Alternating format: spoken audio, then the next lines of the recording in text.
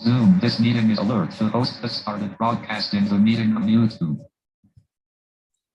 Raut sir, you are not audible. Alert.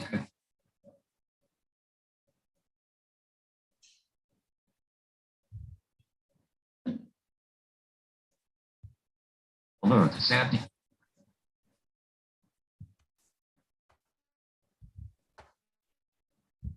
Alert. Sorry for disturbance.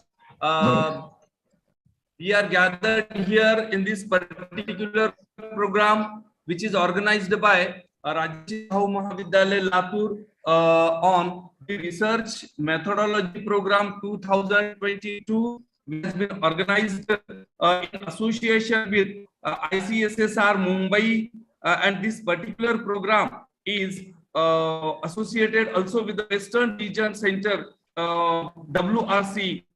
And this particular program has been organized to inculcate the research methodology techniques among the researchers and the scholars, as well as all the people who are associated with the teaching field. As we know, in today's program, Dr. Kalpana Kharade ma'am is there as a resource person in this particular program, and ma'am is working she is working in the education field. Previously, she was working as a former elementary teacher, physically challenged. My dear all people, she has been working in this particular field. 100% blind woman, physically challenged, who is having the first sentence of the life, I think, which is from the corner of the teacher. Madam says that to become a good teacher, everybody should have a vision and not the sight. This sentence is, I think, central idea of ma'am's life, who has dedicated her life to the education. And she is an adjacent associated professor, a PhD guide, and in the Somaiya Vidya Vihar University, and is visiting. She has worked as a visiting faculty in HBCSC, KJ Somaiya College. She is working here in the KJ Somaiya College on the. She has worked on the philosophical foundations of education, methods in teaching languages, teachers education, institutional building, evaluation. Her interest in the education field is from all the angles. She is not working as a teacher only. She tries to make the education process most easy, feasible, palatile, and developing. So research has been done on the qualitative research method. This is most important aspect for a teacher. She requires, or she wants the progress among the researchers and the teachers, as well as the students, in the qualitative research method that would be more impressive in the field of teaching.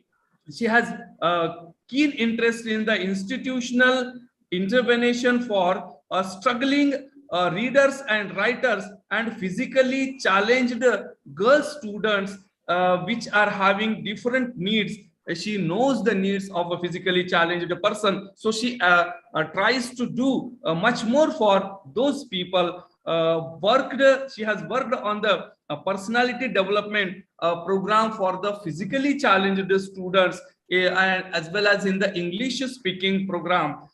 She has worked on the institutional modules guided in the National Association for Blind. She has guided the people who are blind and physically challenged, what challenges they are facing and how they can make their life easy in accordance with the reading, writing methods for the physically challenged people. And she has guided them. She has also guided in Indira Gandhi National Open University, as well as the Yashwantrao Chauhan Open University for the graduate programs.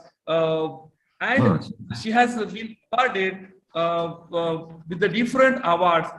Neelam Kanga Award in 2007, Best Teacher Award in 2002, then Best Professor Award in NAB in 2016, Marathi Gaurav Puruskar in 2017, Rashtriya Manavta Sevak Puruskar. She has been awarded by the different awards, and such a resource person who is having a vision. Vision is very important, my dear all, in the field of teaching. And a teacher, it is said that the best teacher is that who makes the changes in the character of the students and in the working of the students. So that is very important.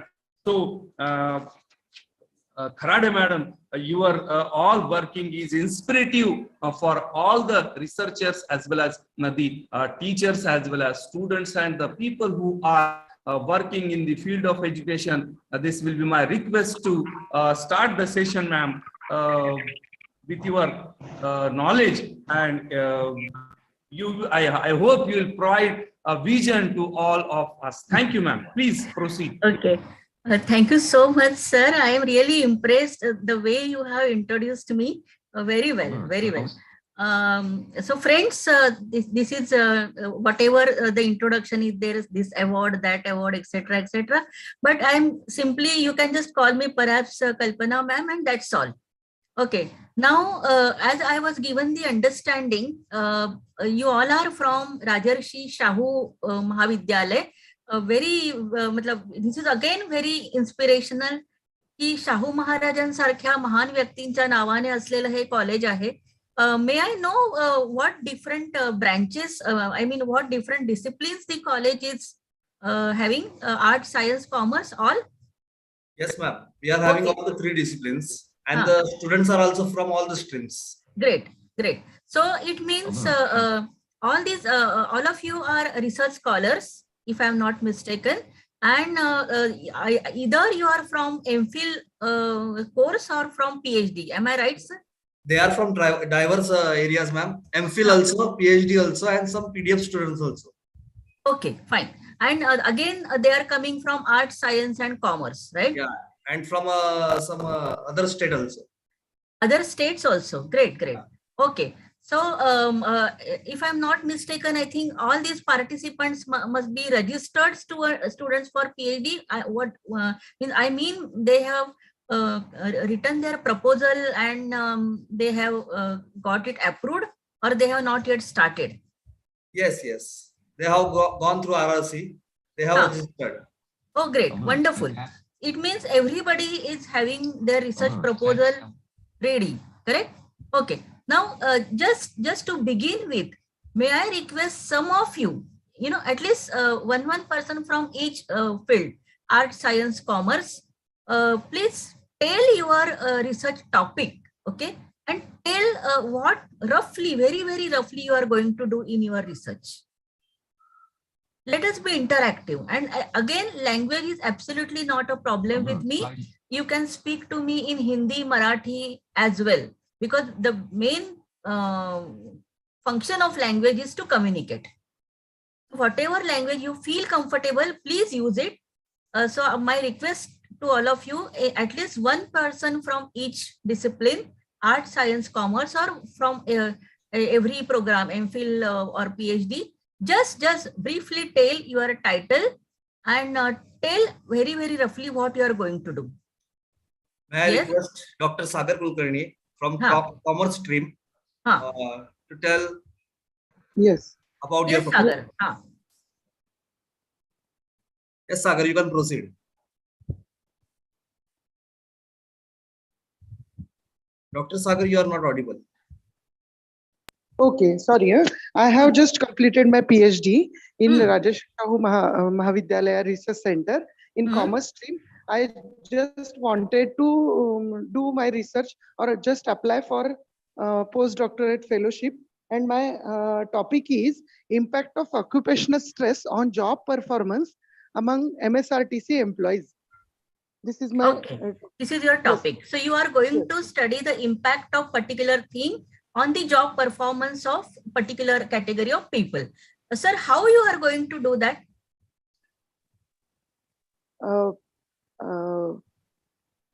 How means what? What will you do roughly? Roughly, I just collect the I will collect some data. After analyzing this data, drawing some. How will you collect the data, sir? Through the questionnaire, observation, group discussions, and official and yes, survey type is using. No. So job performance, you must be using some scale aspects, and yes, Likert scaling is there, and some parameters are there for measuring the stress level of that employees, and they are satisfied or not in their job. Okay. Apart from scale, you said you are also going to do observation. Yes. Observation of whom, sir? Observations of respondents, how they work at their workplace, and how their working conditions are impacted. Yes, and also interviews there.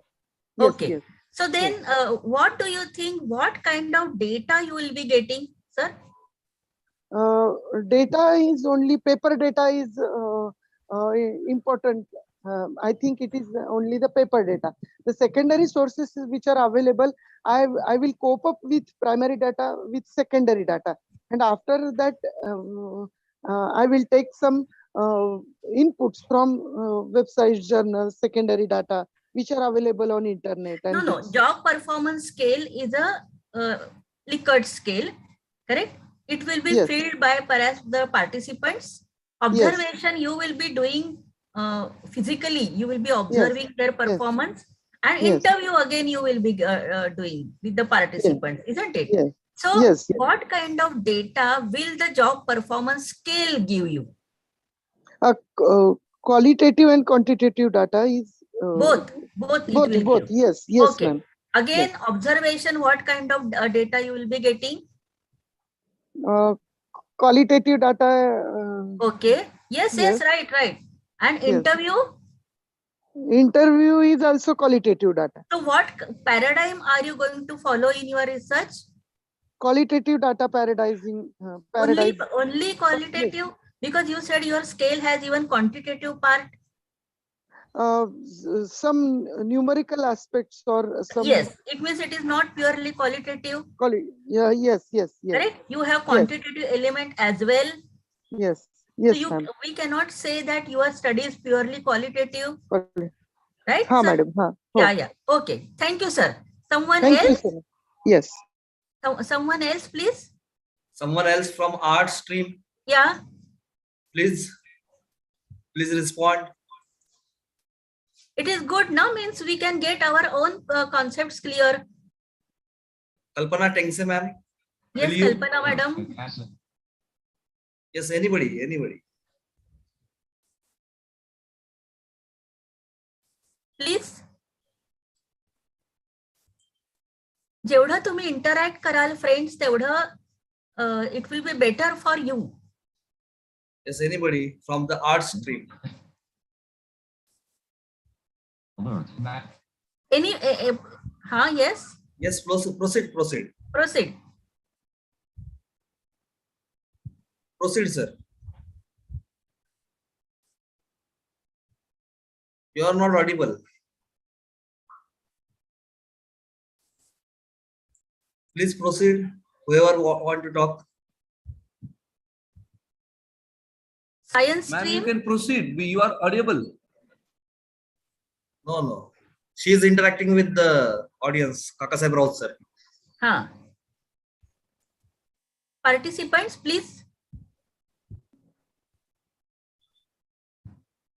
मराठीत बोला, मला काही problem नाहीये, मराठीत बोला.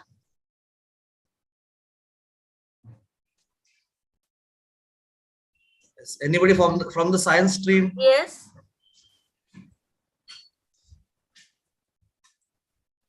From science stream, anybody will brief about your proposal? Yes, Mahesh. Sandeep, I could hear even Sandeep. I could hear Pallavi Gujar. I could hear Preeti Pohekar, Parvati. Pallavi Gujar.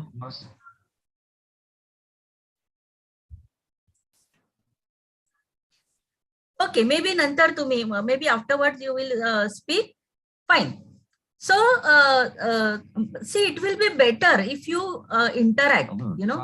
कारण मग मी फक्त बोलत राहिलं तर मला hopefully माहित आहे मला काय बोलायचंय. करेक्ट. तुम्हाला रिसर्च करायचं आहे. Some people, as I see, Sagar has finished his PhD and he is doing post-doctorate. Correct. Some of you are doing MPhil. So it is better to clarify your doubts. And college has given you really wonderful opportunity to interact with resource persons. And again, you know, इथे तुम्हाला असं वाटायला नको की कोणी hassle का, कोणी काय करेल. No. Finally, we have to finish our PhD. So let us be clearer, isn't it? So absolutely no problem.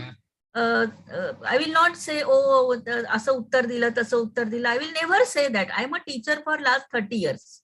Correct? Okay, so as and when you feel like sharing, please do share. Okay, now, so we found from Sagar's proposal or Sagar's research that he is going to do a research in which he is going to study the impact of particular variable on the job performance of those employees associated with particular department, right? And as we saw from his presentation, he is going to use variety of data sets. That is, he is going to have perhaps the questionnaire from where he will get the quantitative as well as qualitative data, right? Now, again, just for my own understanding that you know, what do we mean by qualitative data and what do we mean by quantitative data? Quantitative data म्हणजे काय आणि qualitative data म्हणजे काय? Yes?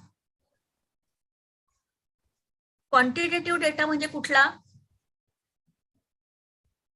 ज्याच्यामध्ये numbers आहेत. म्हणजे आपण जेव्हा स्केल वापरतो. Okay, correct? When we use the Likert scale or when we use any inventory, right?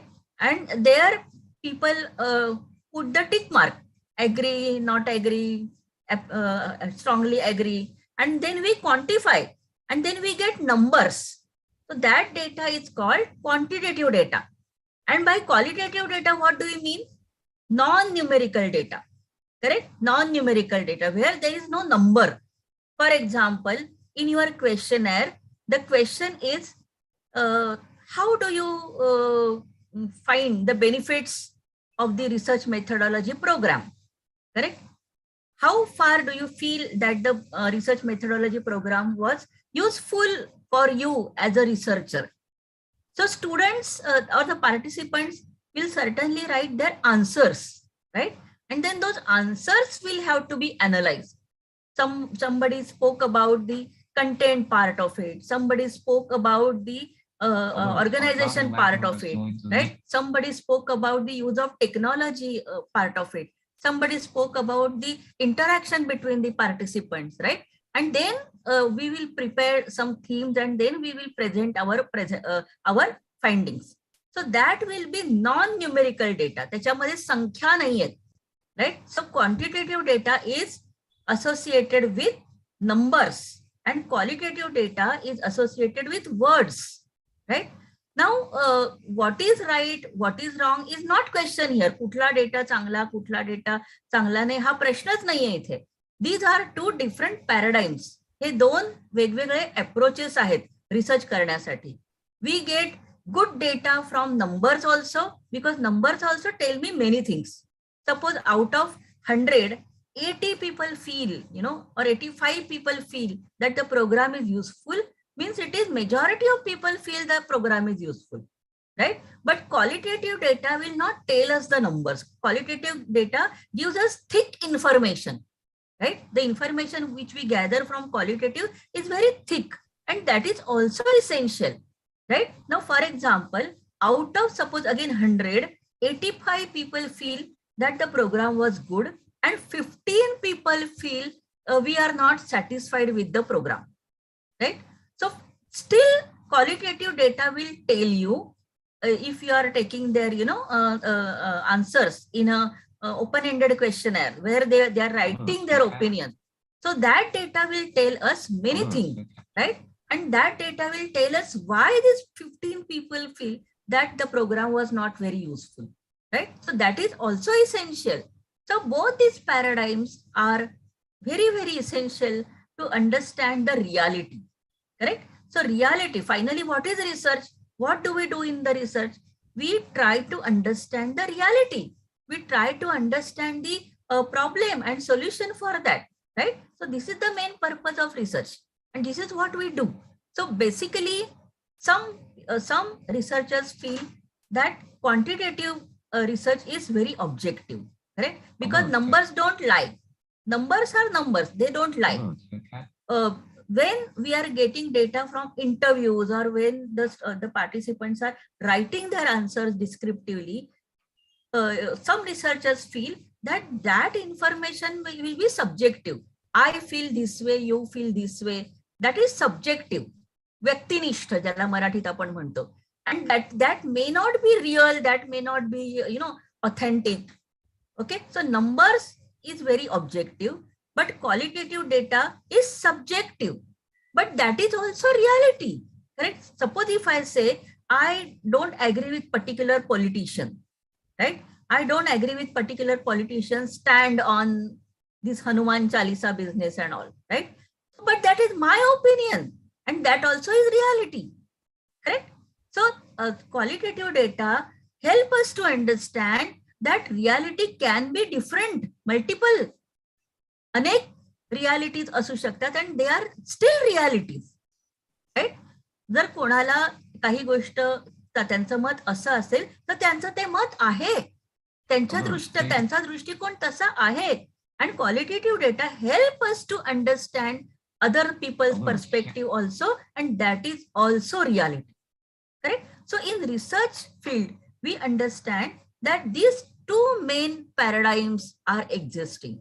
Some people are engaged with qualitative research, some people are engaged with quantitative research, and both try to understand the reality in their own way. So as I said, quantitative is the data is said to be objective, whereas qualitative data is said to be subjective, vyaktinishta, but both are again research data, right?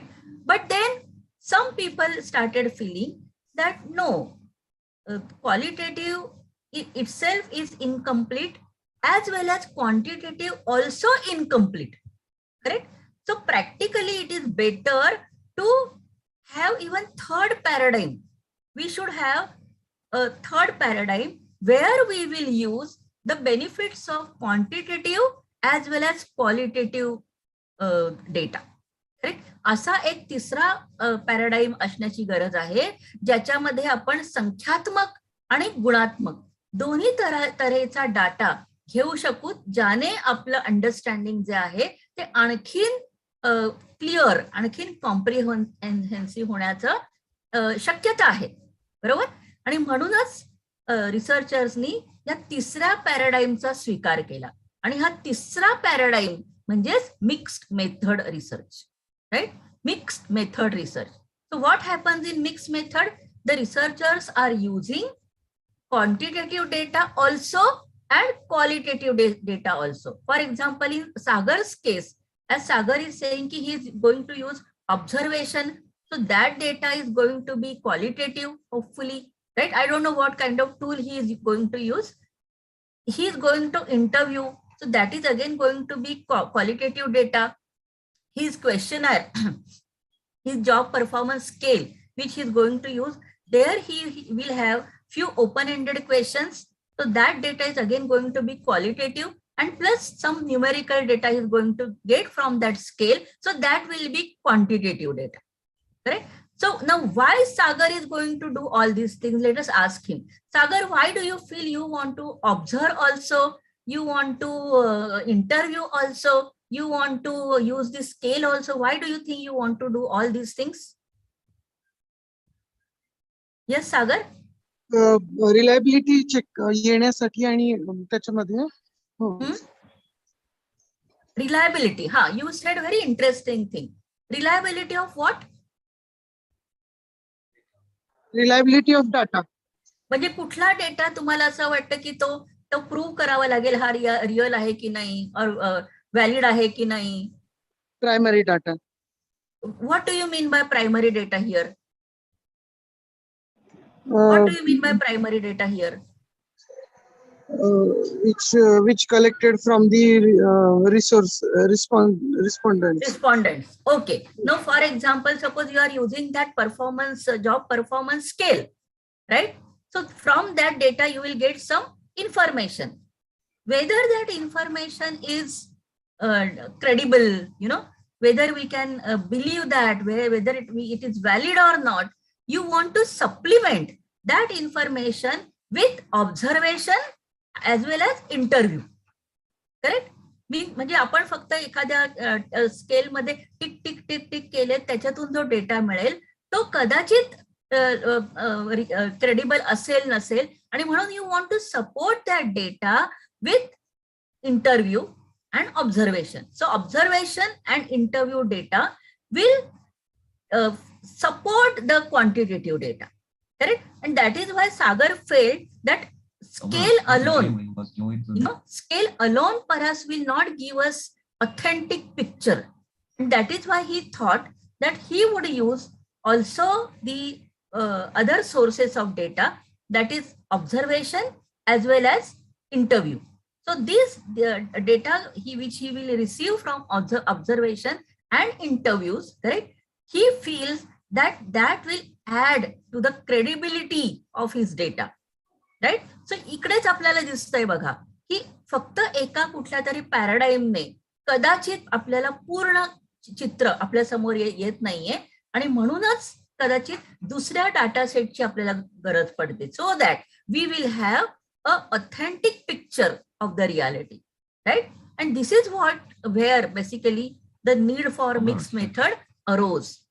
So researchers felt that alone quantitative or alone qualitative doesn't help, doesn't help to get the broader picture, comprehensive picture of the reality. And hence perhaps, when we get both the data, quantitative as well as qualitative, we can get wider picture, broader picture, comprehensive picture about the reality. And here came the need for mixed method research, right? Now, again, since Sagar alone spoke, so I'm again referring to his example only, right? So Sagarच्या example मध्ये आपल्याला असं दिसतंय की he is getting data from scale, he is getting data from observation, he is getting data for interview, and he will while getting these three data, he will have to use them together and create the picture. ह्या तीन यांचं separate analysis तर सागर करणारच आहे, बरोबर? Sagar will do analysis of all these three things, but while presenting his findings, he will have to merge these findings. त्यांना ते findings जे आहेत ते मर्ज करावे लागतील, आणि मग एक एकत्रित स्वरूपाचं फाइंडिंग जे आहे ते त्यांना दाखवावं लागेल की असा असा परिणाम होतो, असा असा इम्पॅक्ट होतो ह्या गोष्टीचा त्या गोष्टीवर, राईट? म्हणजे जेव्हा आपण वेगवेगळ्या प्रकारचे डेटा जरी वापरत असलो तरी फायनली आपण काय करतो ते सेपरेट अनालाइज करून सेपरेटली प्रेझेंट नाही करत आहोत, तर आपण ते एकत्रित मर्ज करत आहोत, करेक्ट? इंटिग्रेट करत आहोत, आणि त्यातून जे चित्र तयार होईल ते चित्र आपल्याला हवंय शेवटी, right? This is what mixed method will do, right? Now what we will understand, first we have to understand that in mixed method we are using more than one method, right? But there is difference between mixed method research and mixed research method. हे दोन वेगळ्या गोष्टी आहेत, हे तुम्हाला पहिल्यांदा कळायला पाहिजे. Mixed research is separate and mixed method research is separate. So I request Kundan sir, kindly show my presentation, mixed method research presentation.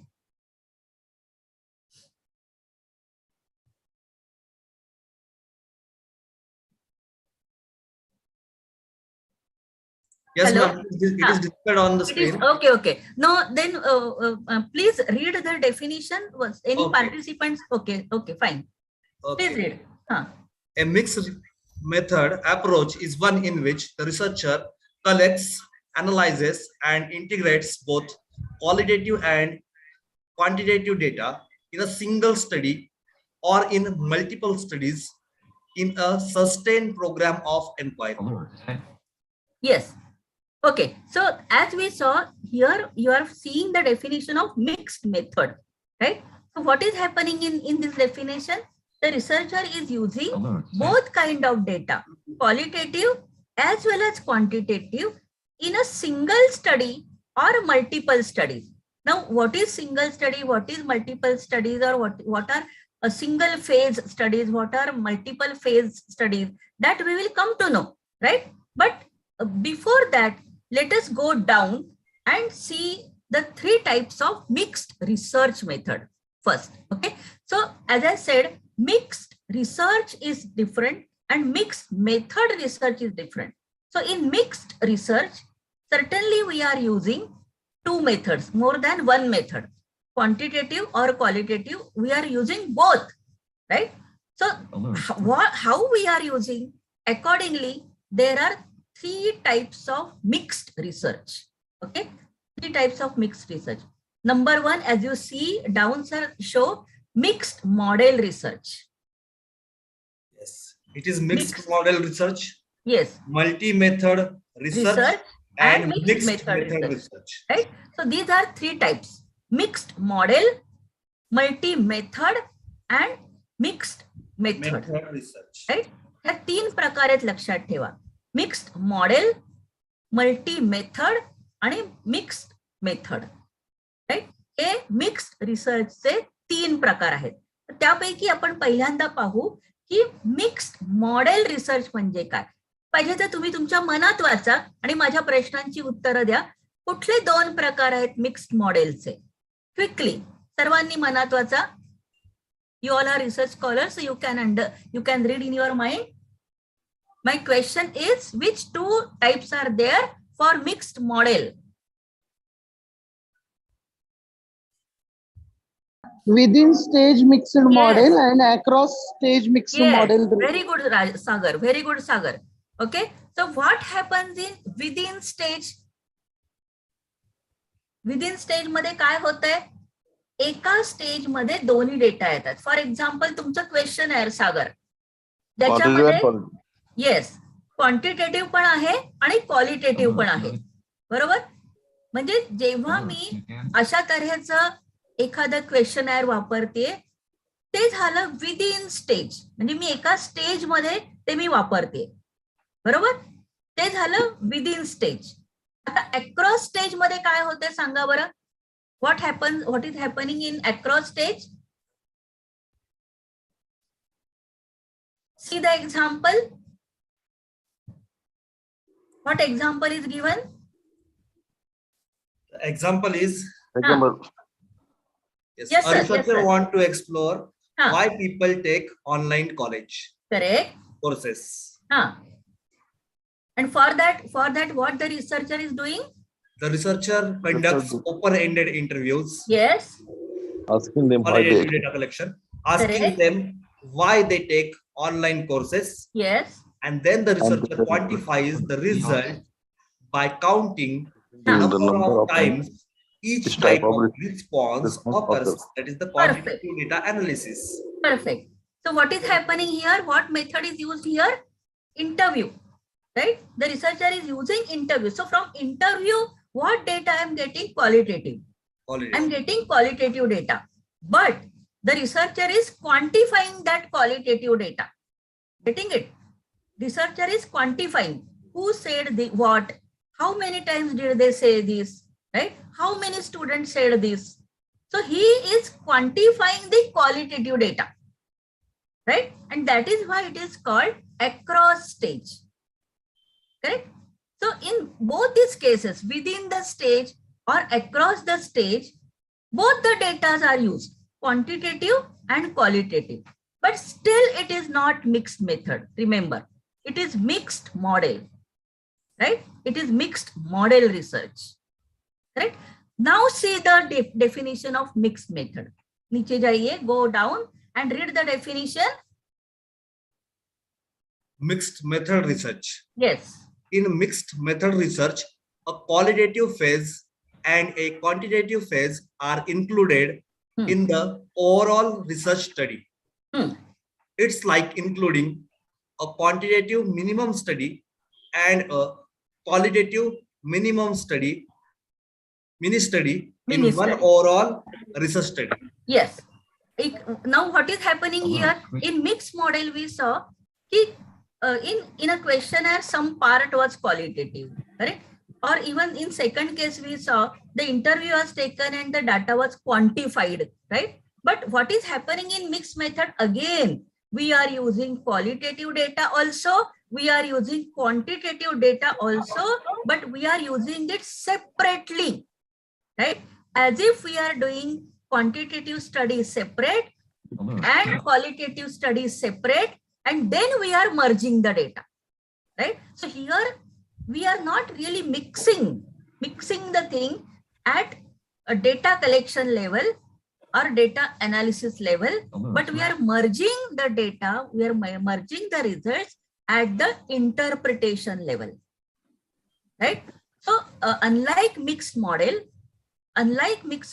research, in mixed method research, we are using quantitative and qualitative, but we are treating them as if, as if they are two separate mini studies, two separate mini studies. And then at the end, we are merging the findings and coming out with integrated solution or integrated finding, right? Now, interestingly, look at the third type, and that is multi-method. Read in your mind. Okay, sir, read. Okay, multi-method research. Multi-method studies use different methods of data collection and analysis within a single research paradigm. For example, you might conduct a qualitative study in which you observe as a participant and also interview people. Or in a quantitative study, you might carry out an attitude survey of students and also collect information from computer records about the frequency of hits in the use of web-based course material. Great. In other words, you make use of methods that are broadly compatible within a paradigm or a set of beliefs or values. Yes. So what is happening here in multi-method? We are taking one paradigm, right? And we are using methods which are associated with that paradigm. For example, I am using qualitative study, correct? And I am using observation and interview. Now, both these techniques are qualitative. So, दोन्ही method कुठल्या आहेत? क्वालिटेटिव्हच्या आहेत. Quantitative study असेल तर quantitative मध्ये मी दोन्ही तिन्ही जेवढ्या मी वापरते त्या सगळ्या क्वांटिटेटिव्हच्याच असतील. म्हणजे here I am using more than one method but from the single paradigm. म्हणजे मी असं इथे करत नाही की क्वालिटेटिव्ह पण घेतलंय क्वांटिटेटिव्ह पण घेतलंय, असं नाही करत आहे मी इथे. मी काय करते, जर मी क्वालिटेटिव्ह घेते तर क्वालिटेटिव्हच घेते आणि मग त्याच्यातल्याच मेथड घेते, बरोबर. क्वांटिटेटिव्ह घेते तर क्वांटिटेटिव्हच घेते आणि त्याच्यातल्याच मेथड घेते. फॉर एक्झाम्पल क्वेश्चनर, असं क्वेश्चनर नसेल जसं सागरचं आहे की ज्याच्यामध्ये न्यूमेरिकल डेटा पण आहे आणि ओपन एंडेड क्वेश्चन पण आहे. That will not come here in multi method, correct. Suppose I am using attitude scale, I am using performance scale, both are numerical data giving instruments. So that then it is multi-method. So in multi-method, I am using more than one method, but from the same paradigm. म्हणजे quantitative तर quantitative, qualitative तर qualitative. पण method एकापेक्षा जास्त. Right? So roughly what we have seen की two things are there. Mixed method is different and mixed research method is different. So mixed research is a broader term, बरोबर. Mixed research ही एक broad संकल्पना आहे. There we have three types, that is mixed model, mixed method आणि multi method. Mixed model मध्ये 2 subtypes we saw, within the stage and across the stage, right? So mixed model मध्ये qualitative, quantitative both दोन्ही असणार, either within the stage or across the stage, but they are not separately taken. They are part of something. Okay, they are part of something. Mixed method मध्ये काय होतंय?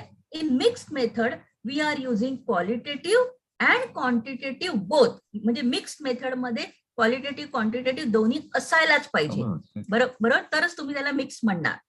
Multi method मध्ये दोन्ही quantitative असू शकेल आणि दोन्ही क्वालिटेटिव्ह, त्याच्यात क्वालिटेटिव्ह क्वांटिटेटिव्ह एकत्र नाही येणार, राईट. मिक्स मध्ये क्वालिटेटिव्ह पण येणार, क्वांटिटेटिव्ह पण येणार, but as if they are coming as separate stages, they are coming as separate stages. As if we are conducting too many studies, right? And then we are merging the data for the integrated finding. So this is basic understanding about mixed research. Now of this mixed research, we will be more focusing on mixed method, right? So mixed method, as I said, once again, just to briefly recap, mixed method is a part of mixed research method. It is one of the types of mixed research methods, right? In mixed method, the researcher is using both qualitative paradigm also and quantitative paradigm also. And as if he is conducting 2 separate mini studies, right? Separately, we are conducting these 2 investigations, and then we are bringing this data together, right? To form a broader understanding of reality. Right? So this is what basically the mixed method is.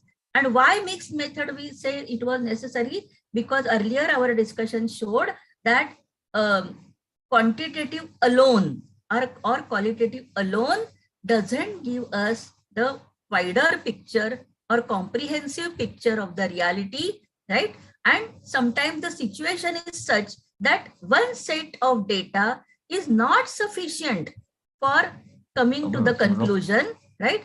From Sagar's example only, he felt that one questionnaire is not sufficient to understand the impact on the performance, right? And that is why he felt that he also will have to physically observe the participants. He will have to interview them. Then only perhaps he will get the wider picture, right? And that is why he is using the variety of data sets, that is quantitative and qualitative, correct? And that is why then it is necessary to use the mixed research paradigm. So totally we have seen that currently we are in research area, we have 3 paradigms: quantitative paradigm, qualitative paradigm, and mixed method research paradigm, okay? Of which we will concentrate on mixed method research paradigm, okay? So as you saw, in mixed method, as I said, once again, I just repeat, in mixed method, the researcher is using quantitative also methodology, qualitative also methodology, correct? And he is collecting both these types of data, analyzing it, interpreting it, correct? And coming to common conclusion, right? Now, so from this brief definition, you understood की mixed मेथडच्या research मध्ये दोन्ही प्रकारचे data येतील, पण मग ते कसे येतील, बरोबर? कुठला डेटा महत्वाचा, कुठला कमी महत्वाचा, ते कसे घ्यायचे ते डेटा, बरोबर? आता फॉर एक्झाम्पल सागरच्या केसमध्ये may be the questionnaire is important, but he is doing also observation and interview. So maybe now what is more important that researcher has to decide. की माझ्या दृष्टीने क्वेश्चनएअरचा डेटा मेन आहे आणि observation आणि interview मधून मिळालेला data second type आहे का इक्वल आहे, बरोबर? हे रिसर्चरने ठरवायचं. सो दॅट इज वाय कसा कोणता डेटा महत्वाचा, कोणता डेटा सेकंडरी, न इथे सागर प्रायमरी आणि सेकंडरीचा अर्थ वेगळ्या प्रकारे बोलतो इथे, त्या अर्थाने मी नाही बोलत आहे इथे. मला म्हणायचा अर्थ असं की कुठला महत्वाचा, कुठला कमी महत्वाचा, करेक्ट, कुठला डेटा पहिला आला पाहिजे, दुसरा जो डेटा घेतो त्याचा हेतू काय असला पाहिजे, राईट, हे सगळं महत्वाचं आहे. मग त्या दृष्टीने मिक्स मेथडचे काही प्रकार पडतात, बरोबर. ते कोणते प्रकार आहेत त्याच्याकडे जाण्याच्या आधी now I just want to ask you, now some are doing MPhil, some are doing PhD, some are doing post graduate. तरी तुम्ही basically research methodology as a subject शिकलेलाच आहात, राईट. तर आपण जेव्हा तिसऱ्या चॅप्टर मध्ये we write the research design, आपल्या डेझर्टेशनच्या तिसऱ्या चॅप्टर मध्ये आपण रिसर्च डिझाईन लिहितो. जर तुमचा स्टडी एक्सपेरिमेंटल स्टडी असेल आणि तुम्ही 2 ग्रुप घेतले असतील, बरोबर, तर तुम्ही कसं लिहिता साधारणपणे? How do you write that design? तुम्ही 2 ग्रुप घेतलेत, एक एक्सपेरिमेंटल ग्रुप, एक कंट्रोल ग्रुप, बरोबर. एक एक्सपेरिमेंट ग्रुपला ही ट्रीटमेंट दिली, कंट्रोल ग्रुपला ही ट्रीटमेंट दिली. मग त्या दोघातला फरक कसा तुम्ही शोधता, त्याच्यासाठी तुम्ही कसं लिहिता ते डिझाईन? कोणी सांगू शकेल? Generally we write O1 x O2 और O3 x O4, राईट. तो O X वगैरे अशा तऱ्हेने आपण लिहितो की O1 म्हणजे एक्सपेरिमेंटल, O2 म्हणजे कंट्रोल ग्रुप वगैरे वगैरे, राईट, अशा तऱ्हेने लिहितो. पण जेव्हा आपण मिक्स मेथडचं डिझाईन लिहित असतो तेव्हा आपल्याला लक्षात ठेवायला पाहिजे की आपण कुठला डेटा महत्वाचा आहे, बरोबर, कुठला डेटा पहिल्यांदा यायला पाहिजे, कुठला डेटा नंतर यायला पाहिजे, बरोबर. हे जेव्हा आपल्याला लक्षात ठेवायचं असतं तेव्हा त्याचे नोटेशन लिहिताना, डिझाईनचे नोटेशन लिहिताना आपल्याला काही बाबतीत लक्ष द्यावं लागतं. आणि ते आपण पाहूया. सर, कुंदन सर, बघा पुढे तुम्हाला दिसेल की मी मिक्स मेथडच्या डेफिनिशन येईल मल्टी मेथड नंतर, आणि त्याच्यानंतर मी दिलेलं आहे. येस, मिक्स मेथड जे आहे ते 2 डिझाईन ने केलेलं आहे. Mix method research designs are classified according to 2 major dimension, time order and paradigm emphasis. Okay, ma'am. After that, you have given one diagram. Was mixed method design matrix, mixed method research design are shown in 4 cells. Should I focus on that, ma'am? Please show that. Okay, the diagram is displayed, ma'am. तर तुम्ही सगळ्यांनी डायग्रामचं निरीक्षण करा. काय दिसतंय तुम्हाला diagram मध्ये सांगा बरं विद्यार्थ्यांनी. काय लक्षात येते तुम्हाला? काय लिहिलंय? कोणीतरी वाचेल का? Sagar, can you read?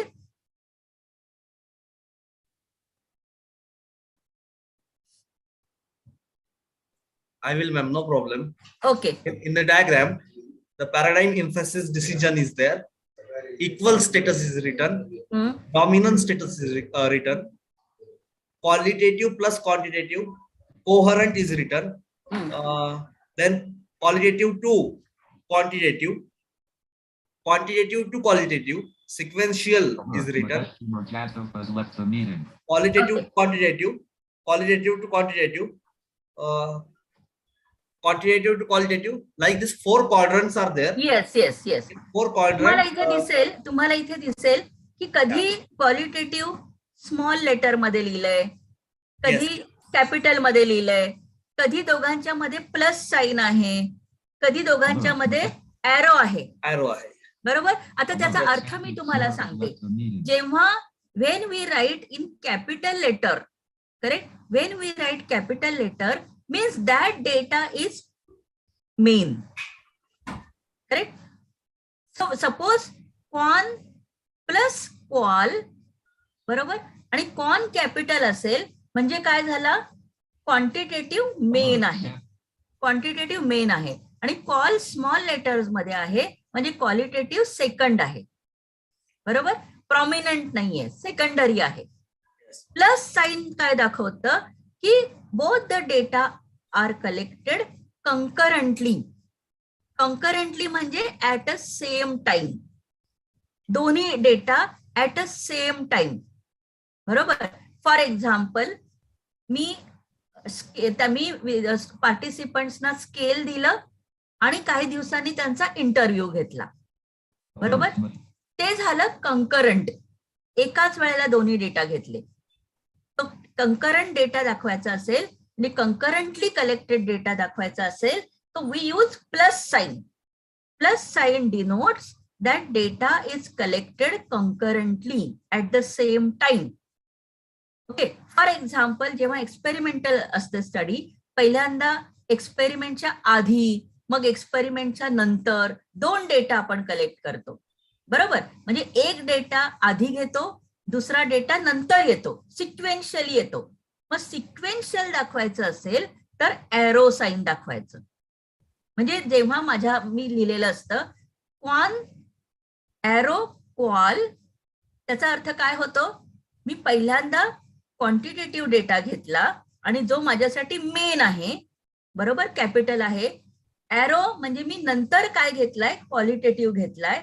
आणि तो जर क्वाल असेल म्हणजे तो जर स्मॉल लेटर मध्ये असेल म्हणजे त्याचं स्टेटस जे आहे ते सेकंडरी आहे, डॉमिनंट नाही आहे. राईट. सो मिक्स्ड मेथड रिसर्चच्या डिझाईन लिहिताना ह्या गोष्टींची आपल्याला काळजी घ्यावी लागते.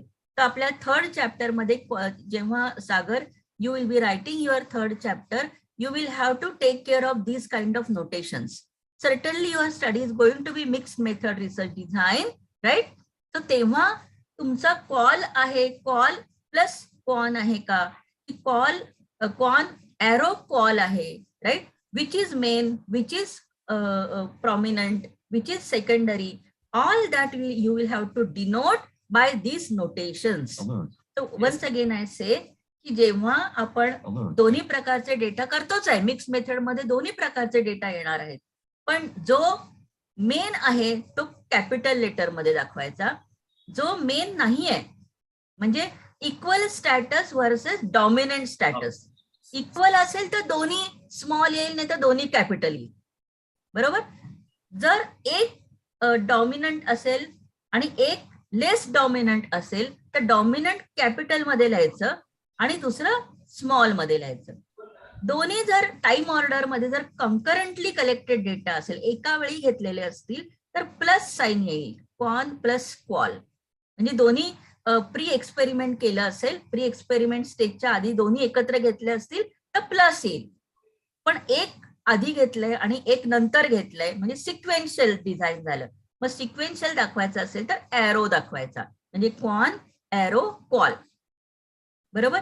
ह्या नोटेशनने आपल्याला कळतं लगेच की तुमची मिक्स मेथड आहेच, पण डेटा कसा आहे, टाइम ऑर्डर काय आहे, कंकरंट आहे की सिक्वेन्शियल आहे, स्टॅटस कुठला आहे, इक्वल स्टॅटस आहे की डॉमिनंट स्टॅटस आहे. बरोबर. तर ह्या नोटेशन्स मिक्स मेथड मध्ये लक्षात घेणं खूप गरजेचं आहे. Right.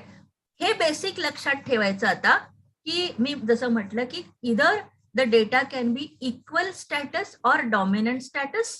It could be concurrent or sequential. So for showing the dominant status, capital letter is used. For showing the less dominant status, small letters are used. For showing the concurrent dimension of time, we are using plus sign. For showing the sequential order of time, we are using the arrow. Right. तर हे 4 गोष्टी आपल्याला लक्षात ठेवायच्या आहेत when we are using the mix method research design. Right.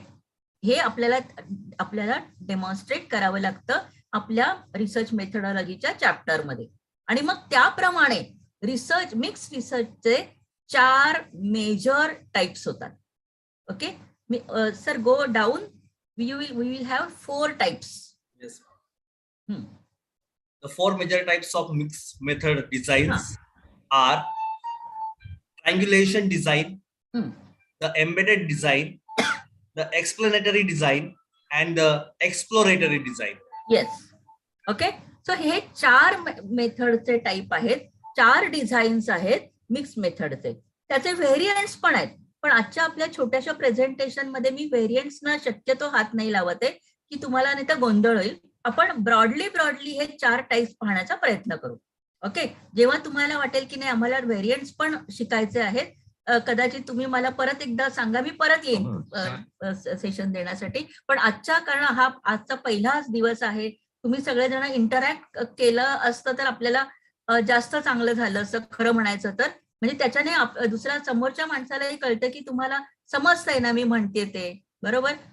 तुम्हाला वाटतंय ना मी जे बोलते ते योग्य आहे ते. तर ते हे इंटरॅक्शन होणं, रिसोर्स पर्सन आणि पार्टिसिपंटचं इंटरॅक्शन होणं खूप महत्वाचं आहे, लक्षात ठेवा. तर जेव्हा तुम्हाला असं वाटेल की आपण याच्यामध्ये आणखी डीपली जायचंय, तुम्ही मला कधीही इन्व्हाइट करा, मी खूप आनंदाने परत येईन. पण आजच्या दिवसामध्ये, कारण आपला आजचा वेळ फक्त 11:30 पर्यंतच आहे, म्हणून मी 4ही प्रकारांचे फक्त ब्रॉड पिक्चर तुमच्या समोर प्रेझेंट करते. तर जसं तुम्ही पाहिलं की 4 मिक्स्ड मेथड रिसर्च डिझाईन आहेत. एक पहिला आहे ट्रिअँग्युलेशन, दुसरा आहे एम्बेडेड, तिसरा आहे एक्सप्लॅनेटरी आणि चौथा आहे एक्सप्लोरेटरी डिझाईन. राईट नाउ पहिलं आहे triangulation design. Right, what is the meaning of the word triangulation? ट्रिअँग्युलेशनचा अर्थ काय आहे? What do we do when we triangulate? मराठीत त्याला त्रिभुजन म्हणतात. त्रिभुजन आहे का माहिती? नाही तर मी सांगते. ओके, जसं आता सागर म्हणाला की he will use the scale, he will use observation, he will use interview.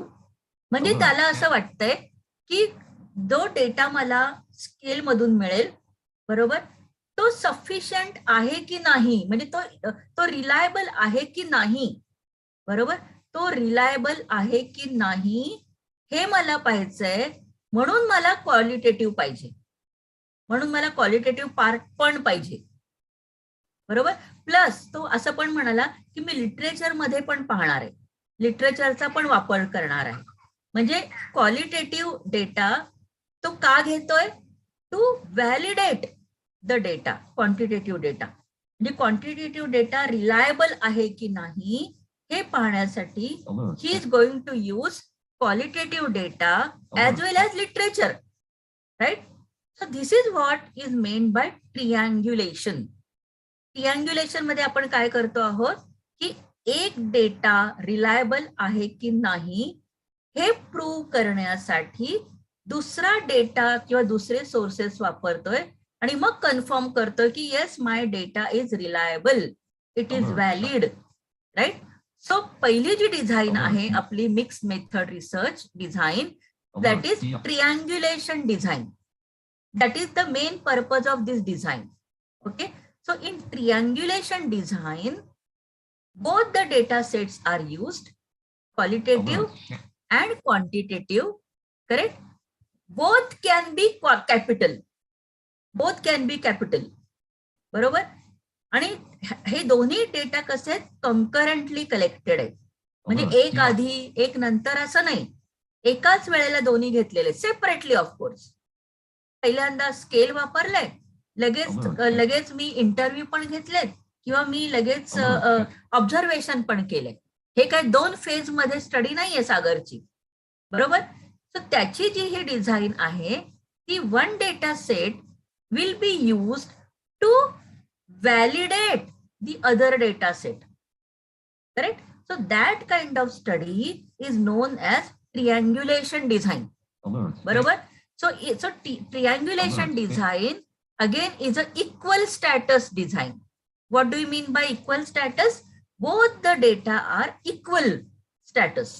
कुठलाही prominent नाही आणि कुठलाही small नाही, दोन्ही इक्वल आहेत, कारण दोघा एकमेकांना व्हॅलिडेट करतायत. And both the data are collected concurrently, means at a time, sequentially नाही, बरोबर. तुम्ही आता डायग्राम बघा, तिथे खाली तुम्हाला ट्रिअँग्युलेशनची डायग्राम दिसेल. Please observe the diagram. Observe the diagram carefully. What do you find in that diagram?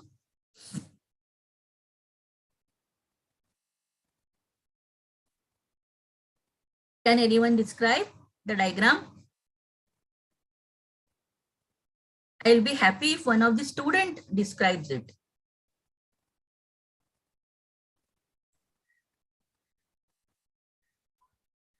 Alert, Sam. Kundan sir, can you describe? Yes, ma'am. Triangulation design is there. In triangulation design, it is given that quantitative and qualitative data is there, Yes. and the interpretation is based on quantitative plus qualitative results. Yes. So plus means concurrent. Concurrent, yes. Huh. And the B diagram is given, that is triangulation design convergent model. So I am not touching those models now. Okay. ते variants मी आता discuss नाही करत आहे, कारण मग स्टुडंटचा थोडा गोंधळ होईल. तर मेन लक्षात ठेवा की ट्रिअँग्युलेशन डिझाईनचा पर्पज काय आहे? To validate one kind of data, confirm one kind of data with other kind of data. That is the main. त्याच्यामध्ये 4 मॉडेल्स आहेत: convergent model, data transfer model, validity quantitative model and multi level model. त्याच्यात 4 सब models आहेत. पण आता मी तुम्हाला त्याच्याबद्दल सांगितलं तर तुमचा थोडा गोंधळ होईल, पण तरी मी तुम्हाला हे हँडआउट तुम्हाला दिलेलं आहे, तर तुम्ही स्वतः सुद्धा वाचून पाहू शकता ते. तर त्याचे 4 मॉडेल्स आहेत, पण आपल्याकडे आता वेळ कमी आहे म्हणून मी तुम्हाला फक्त ब्रॉड 4 टाईपचं माहिती देते. तर पहिलं टाईप आपण पाहिलेलं आहे की ट्रिअँग्युलेशन मॉडेल.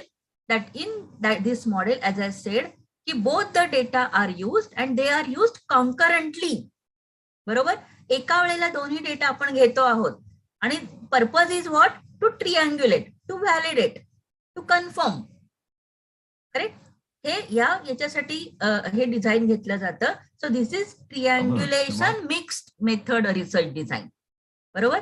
ट्रिअँग्युलेशन. आता सेकंड जो आहे type, that is embedded research, embedded design.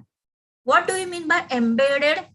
म्हणजे मेन एक डेटा सेट आहे, त्याच्यामध्ये दुसरा डेटा सेट जो आहे तो छोटासा आहे. बरोबर? ट्रिअँग्युलेशन मध्ये दोन्ही बोथ आर इक्वल. पण एम्बेडेड मध्ये काय आहे की may B I am conducting experiment. So in experiment I have 2 groups, experimental group, control group. मी त्यांना प्री टेस्ट घेतली, मग ट्रीटमेंट दिली, मग पोस्ट टेस्ट घेतली. बरोबर? हे झालं फुल्ली क्वांटिटेटिव्ह. मेनली माझं सगळं क्वांटिटेटिव्ह आहे. But I felt that may be I should conduct even interview also. Correct? तो इंटरव्ह्यू कदाचित मी ट्रीटमेंटच्या नंतर घेईन. मला वाटलं की आधी मी इंटरव्ह्यू घेईन मुलांचा, त्याच्यानुसार ट्रीटमेंट करीन. बरोबर? मग तो इंटरव्ह्यू आधी पण येईल. बरोबर? म्हणजे याचा अर्थ काय झाला की जो इंटरव्ह्यू आहे तो क्वालिटेटिव्ह आहे. म्हणजे क्वालिटेटिव्ह मेन काय आहे माझा? क्वांटिटेटिव्ह. त्या क्वांटिटेटिव्ह मध्ये मी छोटासा क्वालिटेटिव्ह पार्ट एम्बेड करते. बरोबर? एम्बेड करते म्हणजे त्याच्यामध्ये समाविष्ट करते. बरोबर? पण मेन काय आहे माझं? क्वांटिटेटिव्ह. ओके? म्हणजे पण मी एम्बेड करते क्वालिटेटिव्ह पार्ट. म्हणजे नॅचरली काय होत आहे की one is dominant and one is less dominant. Okay? Plus the data is collected not concurrently like triangulation. Triangulation design मध्ये both the data are collected at the same time. But in embedded, one data is collected first and other is collected later. And that is why it is sequential. आणि म्हणून मग sequential दाखवण्यासाठी आपण काय वापरतो? Arrow.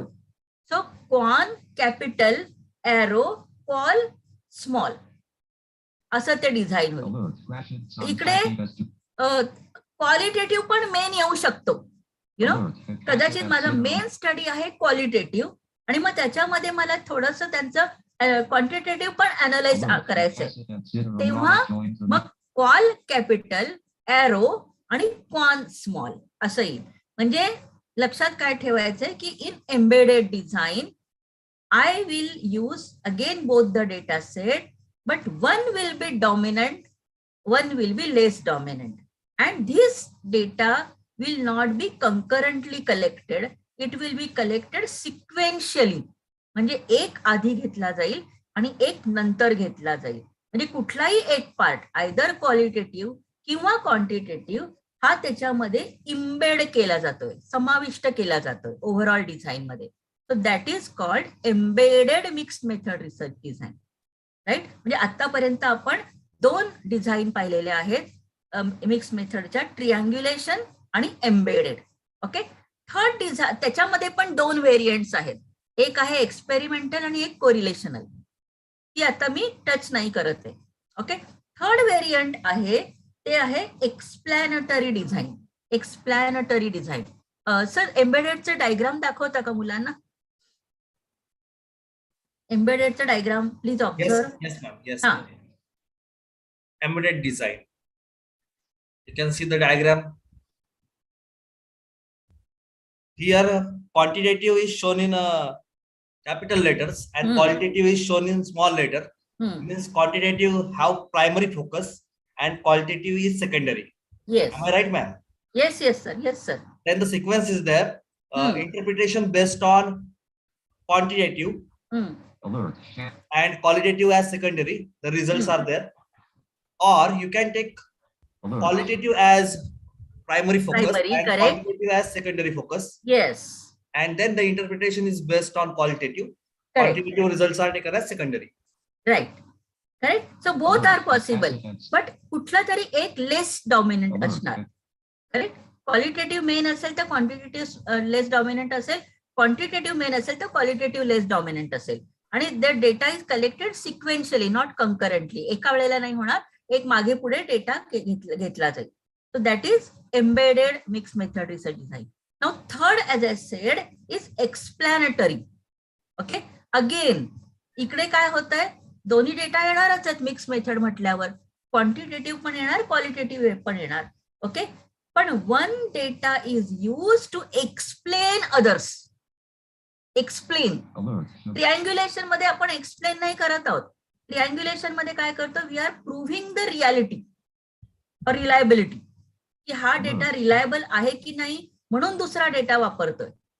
पण explanatory मध्ये काय होतंय, वन डेटा एक्सप्लेन करण्यासाठी दुसरा डेटा वापरताय. बरोबर. त्यामुळे naturally one is main, other is secondary. Okay.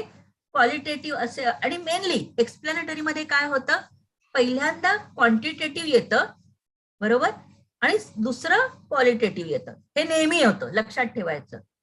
Embedded मध्ये तसं नाही होत. बरोबर. एक्सप्लॅनेटरी मध्ये क्वांटिटेटिव्हला एक्सप्लेन करायला क्वालिटेटिव्ह येतंय, लक्षात ठेवा.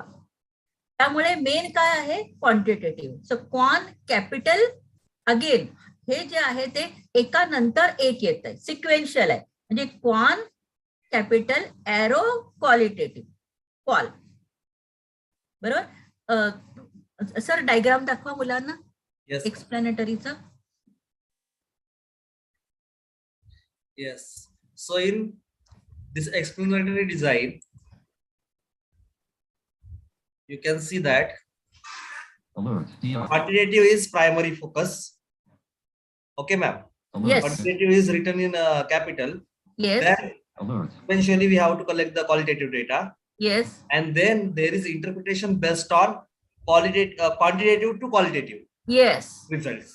Yes. आता त्याचं एक उदाहरण सांगते. समजा सम पीपल आर मतलब the researcher is studying Indian context मध्ये जर आपण घेतलं की अपोलो हॉस्पिटलचं खूप नाव आहे, किंवा असं समजूया तुमच्या राजर्षी शाहू कॉलेजचं लातूरमध्ये उत्तम नाव आहे. बरोबर. So somebody wants to study की why Rajarshi Shahu Mahavidyalaya is performing well. Okay, or what is the performance of Rajarshi Shahu Mahavidyalaya? So maybe researcher, will collect data from all three streams, art, science, commerce, across 5 years results. बरोबर. आणि त्या result वरून ते क्वांटिटेटिव्हली त्यांना कळते की सगळे department 5 वर्ष उत्तम त्यांचे रिझल्ट आहेत, उत्तम आपल्याला सर्व इंडिकेशन दिसत आहेत. But that is not sufficient. Correct. आपल्याला दिसतात रिझल्ट चांगले आहेत, पण का चांगले आहेत, बरोबर, का रिझल्ट चांगले आहेत हे जाणून घेणं पण महत्वाचं आहे. मग ते पाहण्यासाठी मग आपण काय करतोय की आपण इंटरव्ह्यू घेतोय किंवा फील्ड व्हिजिट, आपण व्हिजिट देतोय त्या कॉलेजला. बरोबर. म्हणजे जो डेटा आहे तो मी इंटरव्ह्यू घेते किंवा मी व्हिजिट देते, मी ऑब्झर्व करते. तो कशासाठी करते, I am using that data to explain why Rajarshi Shahu College is performing well. Correct? And that is why it is explanatory design. So one data set is there, main quantitative is there. But to explain the quantitative data, I am using qualitative data, right? So that is explanatory design. Okay, and naturally then it is not equal status design. One is dominant, second is less dominant. Quantitative is dominant, qualitative is less dominant. And it is again not concurrent, but it is sequential. पहिल्यांदा quantitative येत आहे, arrow qualitative small. बरोबर?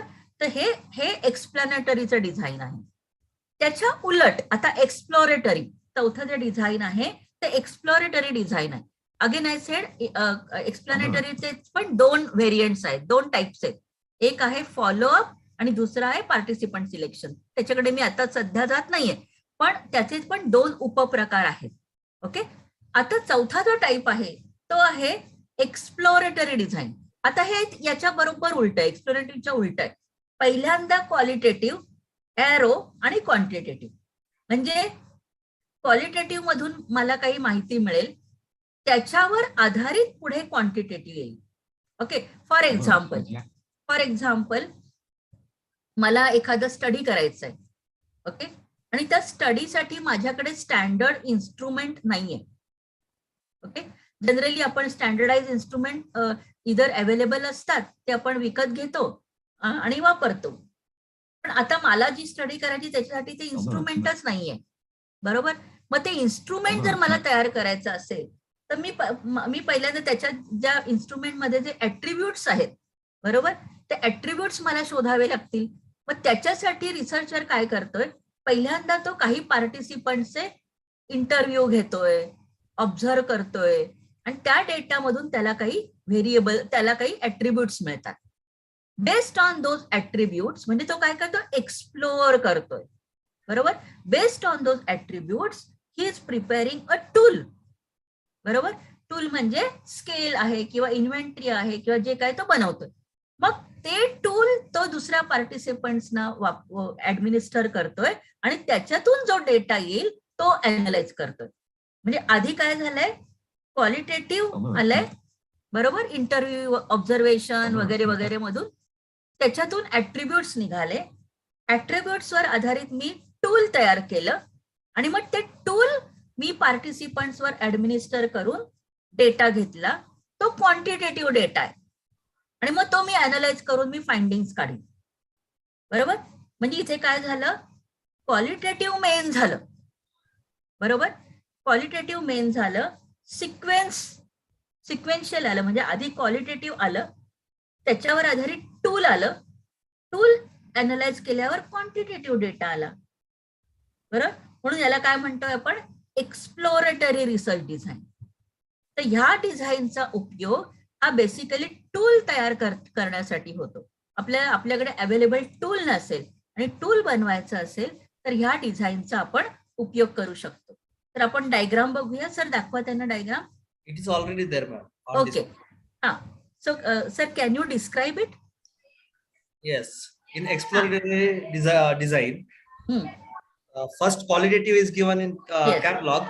Yes. Then quantitative is given in small letters. Small, correct. And then interpretation based on qualitative to quantitative result. Correct. Correct.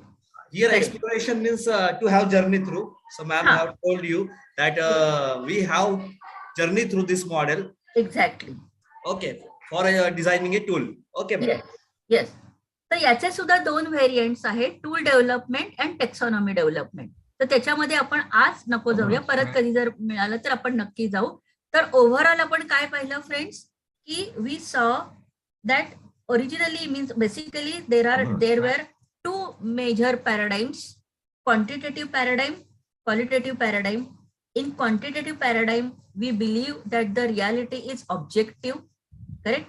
And that is why whatever data also we get through quantitative paradigm, that is analyzed, interpreted, and that data is generalizable.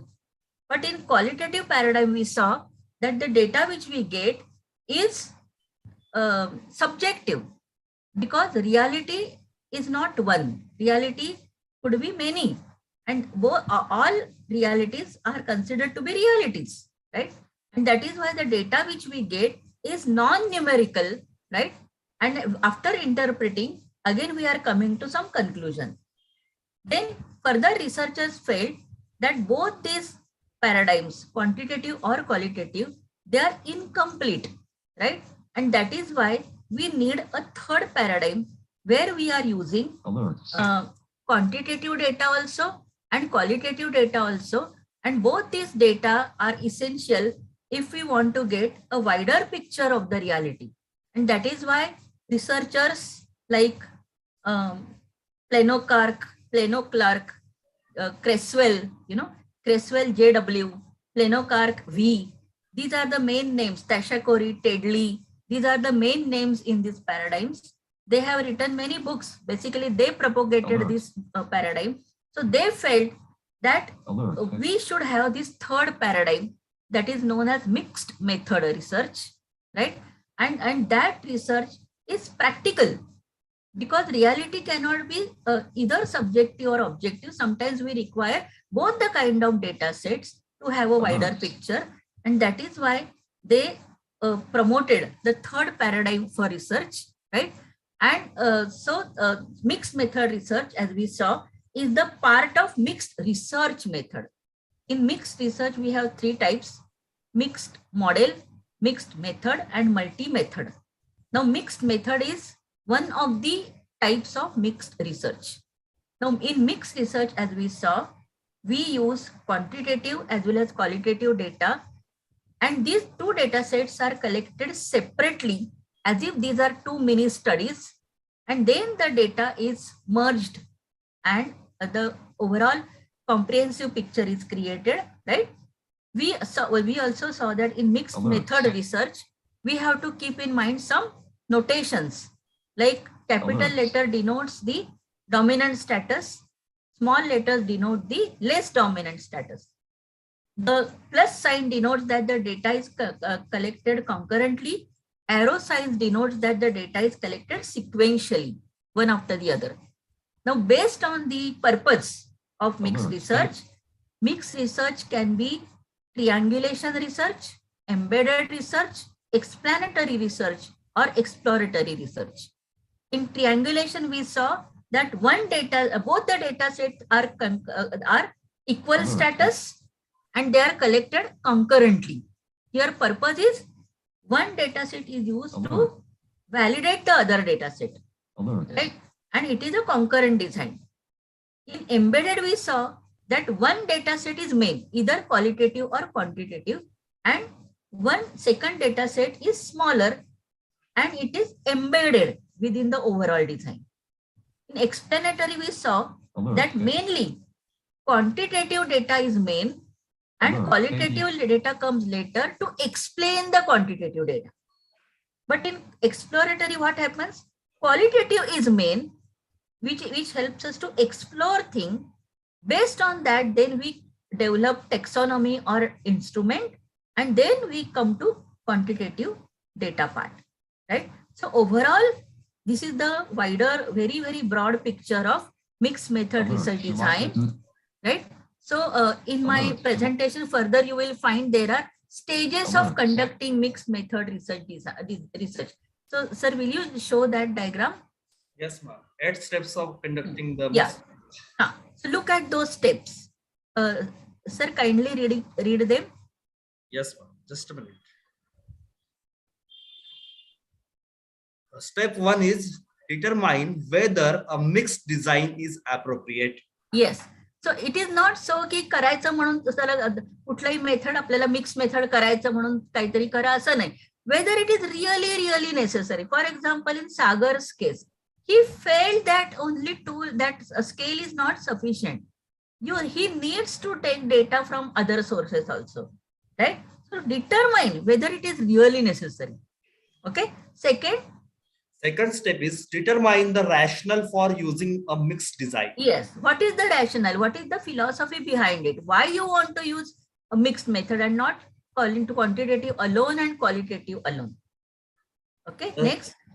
Third step is select a mixed method or mixed model research design. Yes. Now out of we have seen different designs, right? So which one is suitable for you? triangulation, embedded, explanatory, exploratory, mixed model, or a multi-method, right? Which is suitable for you. You choose that. Then step 4 is collect the data. Collect the data. Yes. After collecting it, analyze the data. Yes. After analyzing the data, validate the data. Correct. Now, After what comes in validation? By validating here, in other researches, we analyze and we interpret.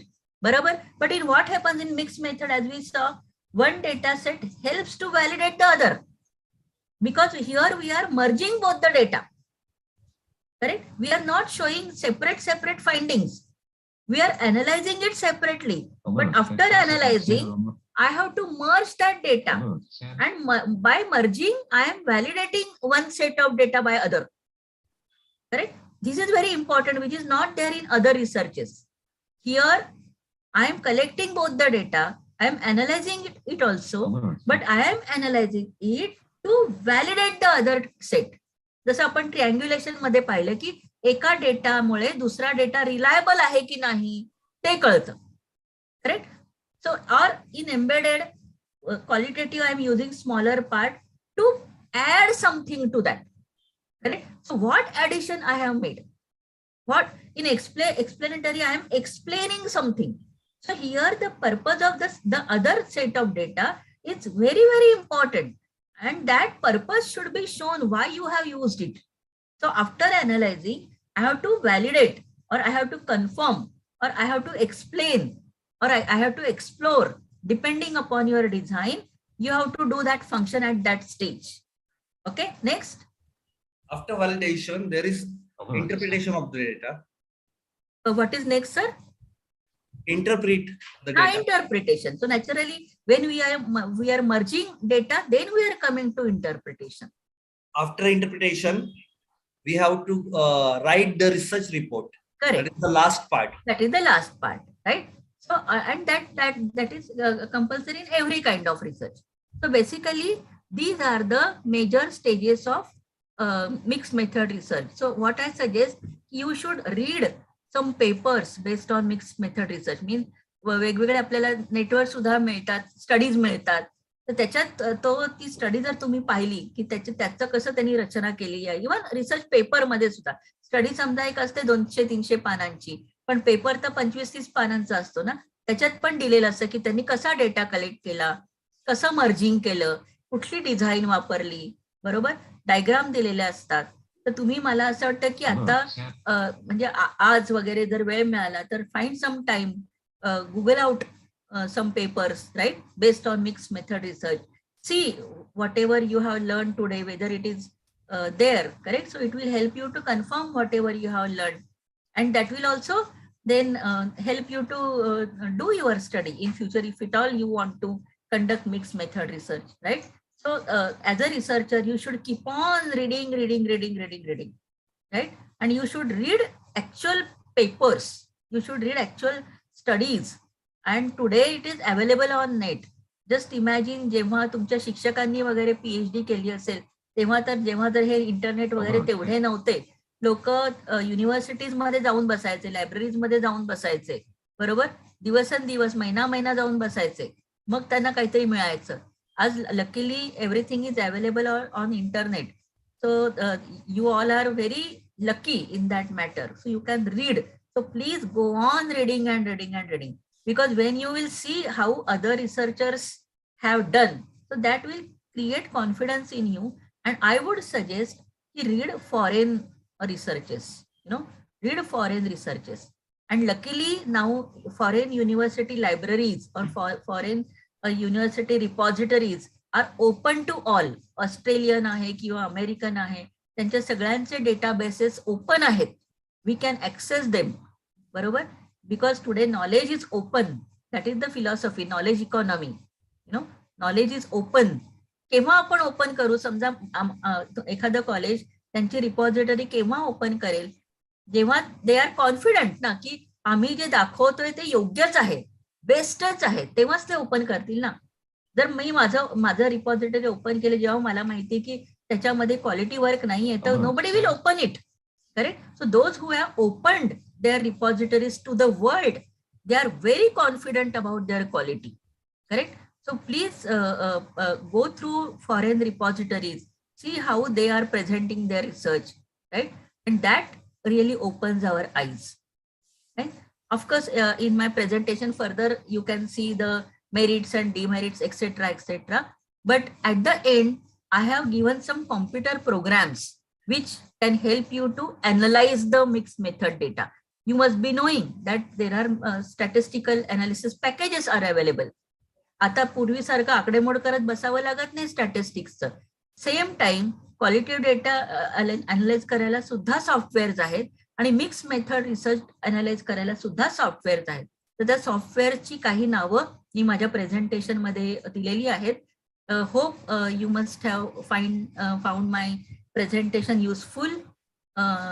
If there is there if any question is there, I will be happy to answer that question. Yes, Yes, all sir. participants, the session is open for discussion. Participants can proceed. Yes, if you are having any question, you can ask. We are having a very sound person with us who can answer your queries. Alert. Grab. Yes. Proceed. Proceed for your question. If you are having any query, anybody?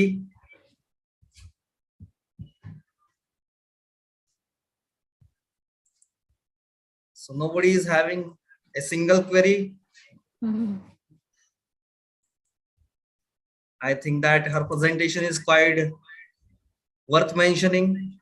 You should get all the things. That's why you are not having any query. Let it be. Okay. Over to you, Kaka Saib Raut, sir. Dr. Kaka Saib Raut.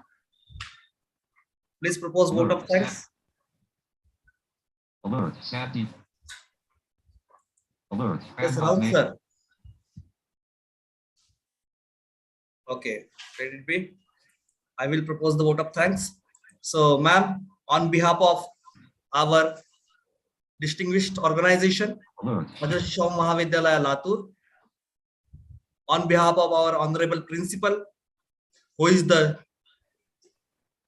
chairperson of Research Advisory Committee, through which we have organized this program, and on behalf of WRC Mumbai, that is Western Region Center, ICSSR Mumbai, I am really thankful to you, ma'am. We really enjoyed your lecture. It enlightened us as well as the participants. Many things we also have learned from you. Apart from the participants, we are really thankful to you, ma'am. Thank you very much. Thank you. Thank you for inviting me for this session. Yes, a small request is there. One mail will come to you. One Google form will come to you, in which you have to fill the details. Okay, ma'am. Sure. Okay, ma'am. Thank you very much. You can leave. So, okay. Thank you so much. Hello, sir. Something you wish to talk, ma'am? Yeah. Hello. Hello. Yes, ma'am. Any query? No, I have no query. Okay, ma'am. Thank you very much, ma'am. May I log off? Hello. Yes, ma'am. Yes. You can, ma'am. No, someone wants to ask something. Thank you very much. Okay. Thank you, sir. No, thank you very much. Thank you. Thank you, sir. Thank you. Thank you. Alert. Chancellor D. Cocaine has joined the meeting. Okay, soon we will start the next session. Raut, sir.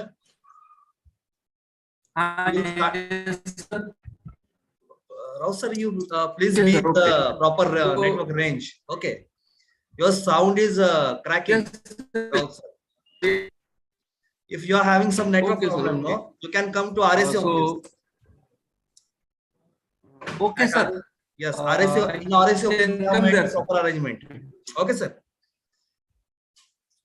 We will start the next session at 11:40. We are taking a small break of 10 minutes. In the next session, Dr. Aniket Mule is going to enlighten us with his knowledge in statistics. Already one session is conducted by him. You are already familiar with Dr. Aniket Mule. He is from School of Statistics. SRTMU Nanded. We will again start at 11:40. So I request the participant to bear with us. Thank you very much.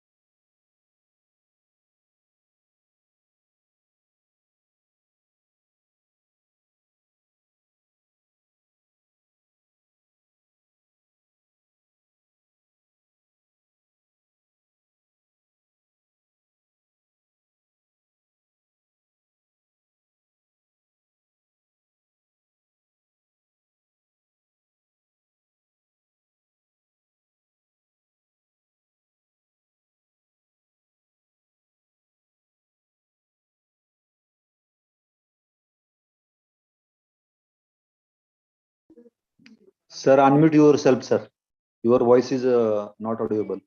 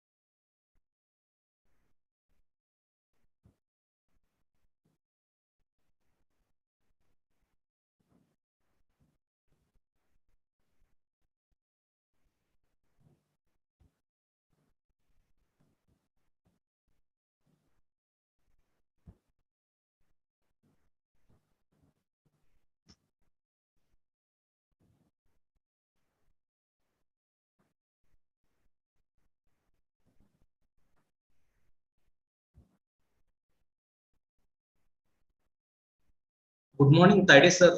Am I audible?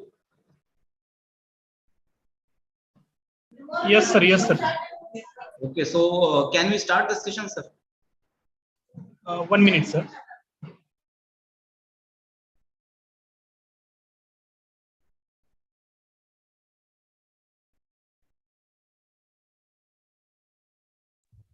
Hello.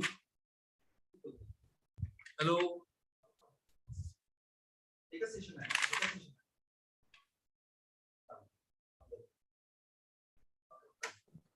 Hello. हा sir आवाज येतोय तुमचा बोला. Hello. This is Dr. K.S. Rao, and welcome you all in the research methodology program, which is organized by Rajarshi Shahu Mahavidyalaya in association with ICSSR. Today, this particular section, in this session, we'll have Dr. Aniket Mule sir.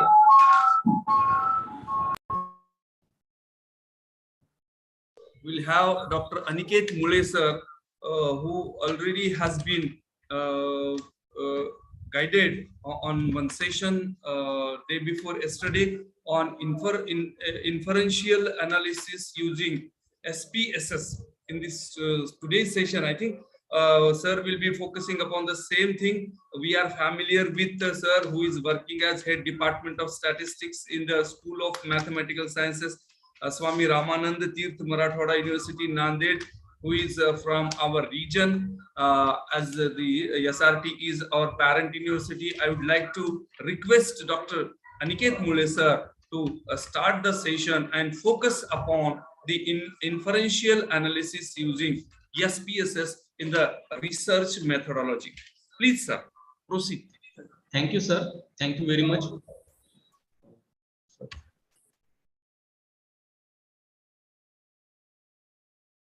Screen is visible to you, sir? Screen is visible? Yes, yes, sir. Yes, sir. Okay, all right, sir. So very good morning to one and all. So in the second session, I would like to focus on inferential statistical analysis using SPSS software. As we know, SPSS is statistical packages for social sciences. It is one of the comprehensive software, and it is widely used in the research methodology or research analysis purpose, as well as industries also. Most of the industries, renowned industries, they are going to use this SPSS software. Yesterday I have already given some basics of it. So today, as per the definition of statistics, there are two main branches. First one is the descriptive statistics. Second one is the inferential analysis. So in the last session, I have focused on descriptive statistics. So today I'm going to focus on inferential statistics, and with the help of that, we are going to perform the analysis using SPSS software. So statistical inference, or what we can say about the statistical inference, it is the process of the data analysis with which we are going to deal with the respective data, and we are going to apply the respective inferential properties of underlying distribution of the probability. Inferential statistical analysis, we are going to deal with the corresponding population data set, as well as some of the times what we have, it is not possible to deal with all population data set. So we are going to perform estimation on based on some samples. So there are various kinds of things, just like various sampling methods are there with which we are going to select the samples. Simple random sampling is there, then stratified sampling is there. According to the perspective, according to the objective, we are going to use appropriate sampling technique. So I will just go toward the corresponding SPSS software. With the help of that, simultaneously I am going to explain all the things.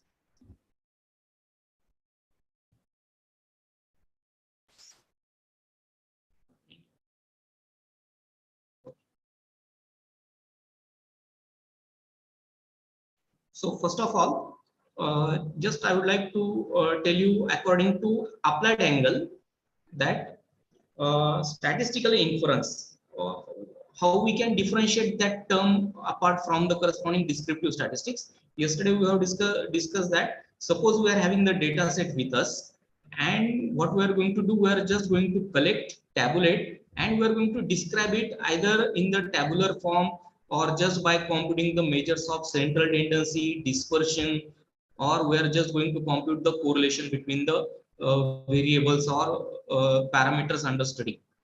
So inferential statistics, here our main focus is about dealing the respective characteristics of a population that will be drawn from the sample of the data set.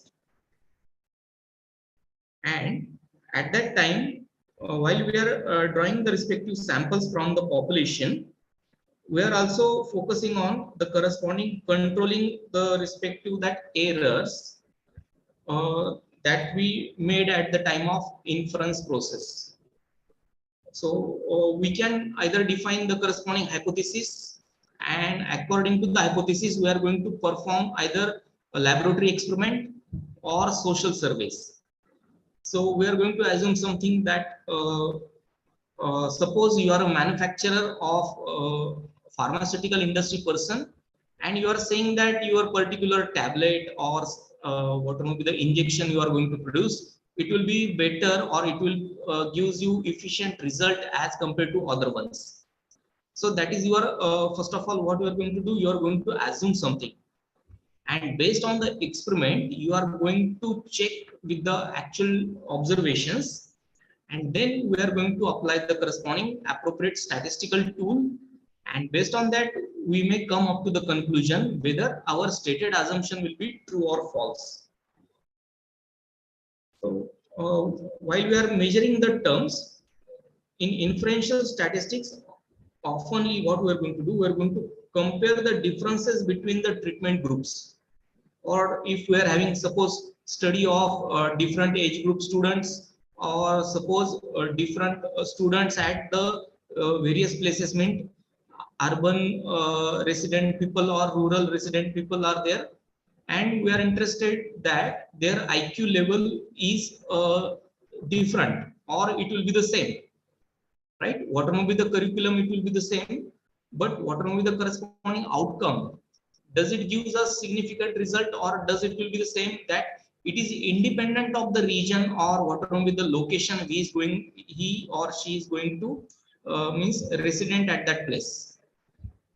Means some of the times we oftenly read that if we are getting admission at a particular college or a particular place, then we are having more opportunities to get the good kinds of jobs. Does really it matters?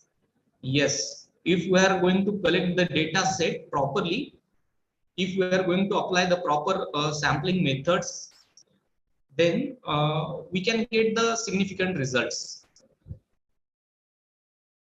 So what will be the corresponding objective of your inferential statistic? So we're going to draw the conclusions from sample, and we're going to generalize it respect to the respective population. So it determines the probability of characteristics of the sample using probability theory. So suppose if you are visiting to the respective mall and you are interested that there are various kinds of brands are there. So both the companies or more number of companies are there who are going to making the statement that their sale is more than the other ones. So it should have some base, it should have some sense.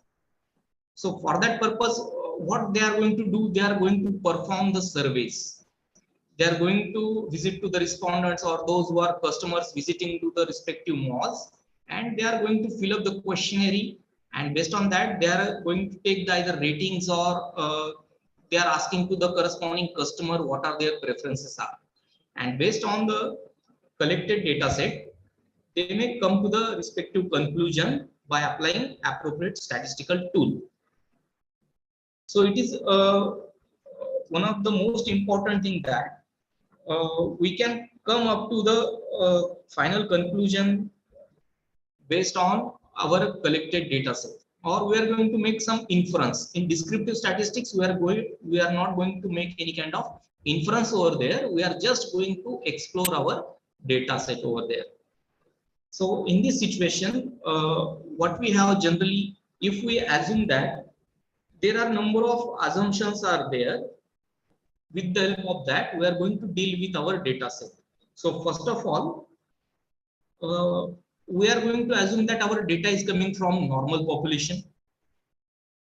If our sample size is less than 30, so sometimes if we are performing experimental surveys, so it will be so much difficult, or it might be costlier, or it may be lengthy to collect the respective readings, or it might be take corresponding long duration time to get the respective output.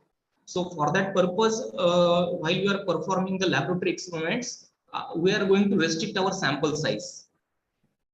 So it might be less than 30, and if we are having the sample size greater than or equal to 30, then it comes under what? Large sample test.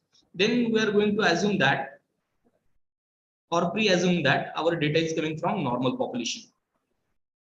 So second thing is what? Suppose we are performing the survey, and based on that we are going to collect the corresponding data set. Then your data should be collected by the random sampling way, because suppose just like what, we are going to visit some places and collecting the data set from various customers. Then at that time, customers should be of from various age groups. They are having different kinds of means jobs, or corresponding their preference will be what, somewhat different. Means suppose you are simply purchasing a mobile phone, then at that time what we observed, that the age group of having suppose 16 to 25 or 30, they are having more affection to purchase new kinds of mobile phones, or those who are having more features. So most of the times, if we are collecting the data set from e-commerce websites, so that we may get the idea about that most of the peoples, or those who are purchasing new kinds of brands, or frequently purchasing various kinds of brands, they are having the respective age group. And means it is one kind of thing.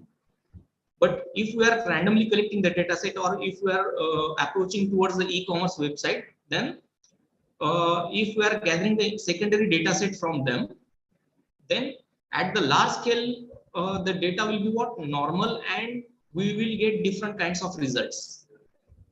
So here, what we are going to assume that, first of all, if we are having two different bands, and we are interested that there will not be any kind of significant difference between their sales of a particular kind of product, or whatever maybe the thing is there. So at that time, while we are dealing with the two different sets of scores, our interest is to check the difference, or average difference between the two different groups.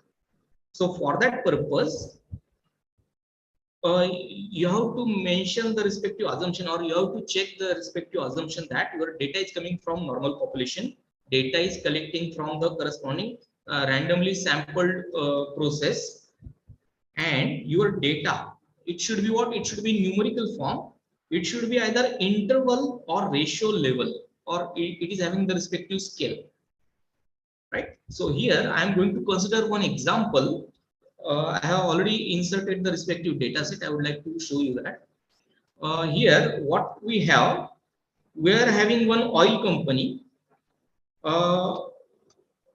That oil company, what they are going to do, they are going to increase the corresponding ethanol in their petroleum products, right? So which increases the respective engine efficiency. With what it will be a less harmful, means whatever the corresponding carbon monoxide it is going to emit over there. So it is a just a hypothetical example you have. So here there are 30 cars. We have assumed that we are having 30 cars with us, and we are going to test the respective cars with and without ethanol petroleum product, right? and we are going to check what kind of average they are going to giving us, right? So per liter water will be the corresponding average, how many kilometers it works. We have taken the respective readings. So there are two different kinds of car here we have considered. So I would like to show you that I have already coded that data set. One will be what? Automobile, and second one will be what? Or automatic, or what we can say manual car is there. So we are having two different cars with us.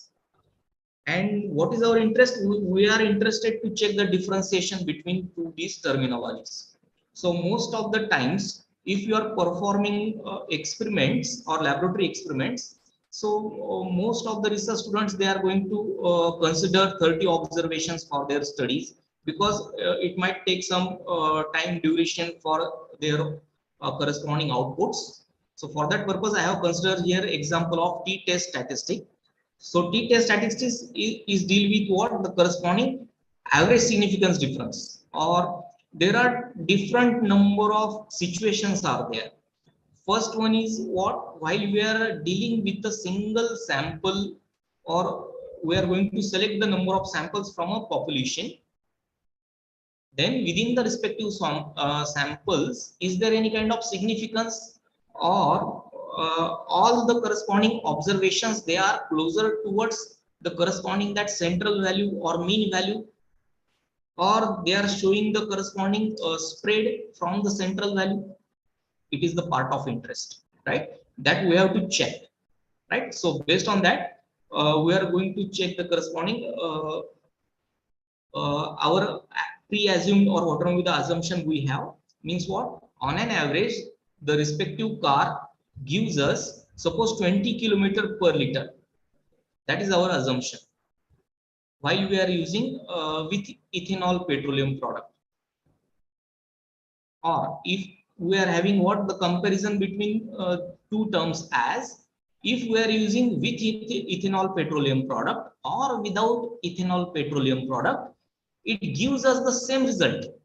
Means there is no significance difference between the corresponding petroleum products, though you are using with ethanol petrol or without ethanol petrol, right? So that is our pre-assumption. We don't know what will be the conclusion, because we have to test with the help of appropriate statistical tool. So here, what I will do, I will show you that in variable view, I have defined over here names, car, all these terms are in numerical form, right? It do not require, car do not require the corresponding decimals. But while we are dealing with the corresponding average per kilometer, so I have considered here 2 decimals, and I have defined over here one, the value label as one is for automobile and second is for what? Manual, right? Scale is your numerical scale we have, right? So what I will do, I will just go to the corresponding analyze. In this analyze, here what we have to do, we have to go for compare means,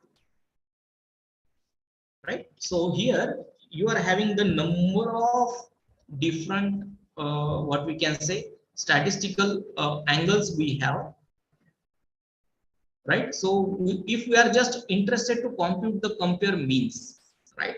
So what I will do, I will just select the compare means, right? So independent will be what? Independent list will be what we have. Can you guess? Here we are having 2 different kinds of test variables are there, with ethanol as well as without ethanol, and depends on what? Suppose whether it is an automated car or it is a manual car, right? So I will just show you the respective output. Okay.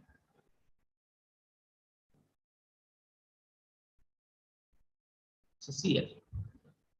So it gives us summary of the data set, right? So while we are comparing the things, it gives us the respective frequencies we have, right?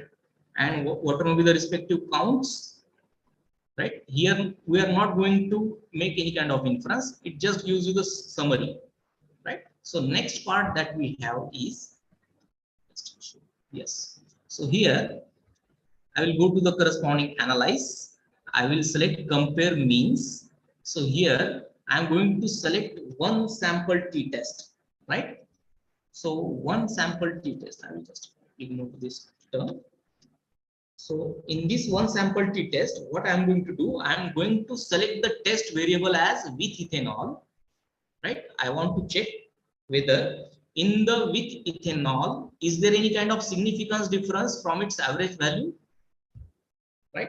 So whatever will be the difference between that test value, I'm going to assume over here 0, right? Suppose if you are having some standard values, just like what I am interested to check. Suppose I am having data set of groundwater data set, and from that data set, World Health Organization defines the corresponding its standard limit, that suppose you are going to use the water for drinking purpose, then its standard level is what the respective parameter is different, and for domestic purpose then its limit will be different, right? So that standard should be followed, right? So I can define the corresponding range 6.5 to 8 for that pH value, or if I am going to use a single value, then I am going to consider 7.5, right? So here we do not have the corresponding that standard value with us, right? So our assumption over here will be what? Null difference. So that test value difference will be what? 0, that we are going to assume over here. And just then I'm going to here what we will do for just understanding purpose, we will consider that average kilometer will be 12. It is just for understanding purpose, right? Then suppose we are going towards option, yes. So it is the part of interest. If you have read the number of research articles, then at that time you might be seeing this concept as 95% level of significance, right? So 95% or 99% depends on the sensitivity. You are going to select the corresponding tolerance limit, means up to 5% or 1%, means overall 100%. If your 95% items will be what accurate, then that will be okay. Otherwise, what we have, there will be a chance of having or assignable means cause of variation. So it is what we can do according to the sensitivity of our study. We are going to define either 95% or 99% of confidence intervals, means our tolerance level will be what? Somewhat different. So here we will keep that term as it is. We will go to the we will continue the terms, and then just I will click on OK. Here I have selected only one sample. Okay, so what we have, yes. So it gives us the respective information about number of samples we have. For with ethanol parameters, we are having 30 sample observations. Its overall aggregate mean will be what? 16.26. Standard deviation will be what? 5.18 or 18. Or standard error of mean will be what? It is 0.94 some 94678. So this is what? This is nothing but your summary statistic, right? It comes under, it describes your data set. Now we are moving towards one sample t-test. In this one sample t-test, our assumption is what our standard average value will be what, or average that kilometer will be what? 12, right? So test value will be what? 12, that we have already mentioned. So we are having one test statistic mathematical function is there, which is nothing but what? Which is the ratio of sample mean minus population mean to the standard error of mean. So in the first table, we are having all these values. Sample mean will be what? 16.26. Test value is nothing but our that standard value or population mean value that we have defined, divided by what we have, the corresponding standard error of mean that we are going to consider over here, So it is 0.94678. And whatever will be the ratio that we have, its value will be, it is represented over here. It is 4.506. So here in the next column, we are having the corresponding degree of freedom. So degree of freedom means we are having 30 observations, right? So here you might be seeing that there are only 29 observations. So what about the remaining 1 observations, right? So where will be the 30 thing is there? So here what we are going to do, based on the sample, we are going to estimate the parameter. So at the time of estimation, 1 degree has been reduced, so that we are having how many observations? 29, right? So we are going to deal with it, and based on that, we are going to compute the corresponding its standard value. If you are using the respective softwares, then there is no need to compare it with the corresponding standard values. It deals with the corresponding significance or p value. So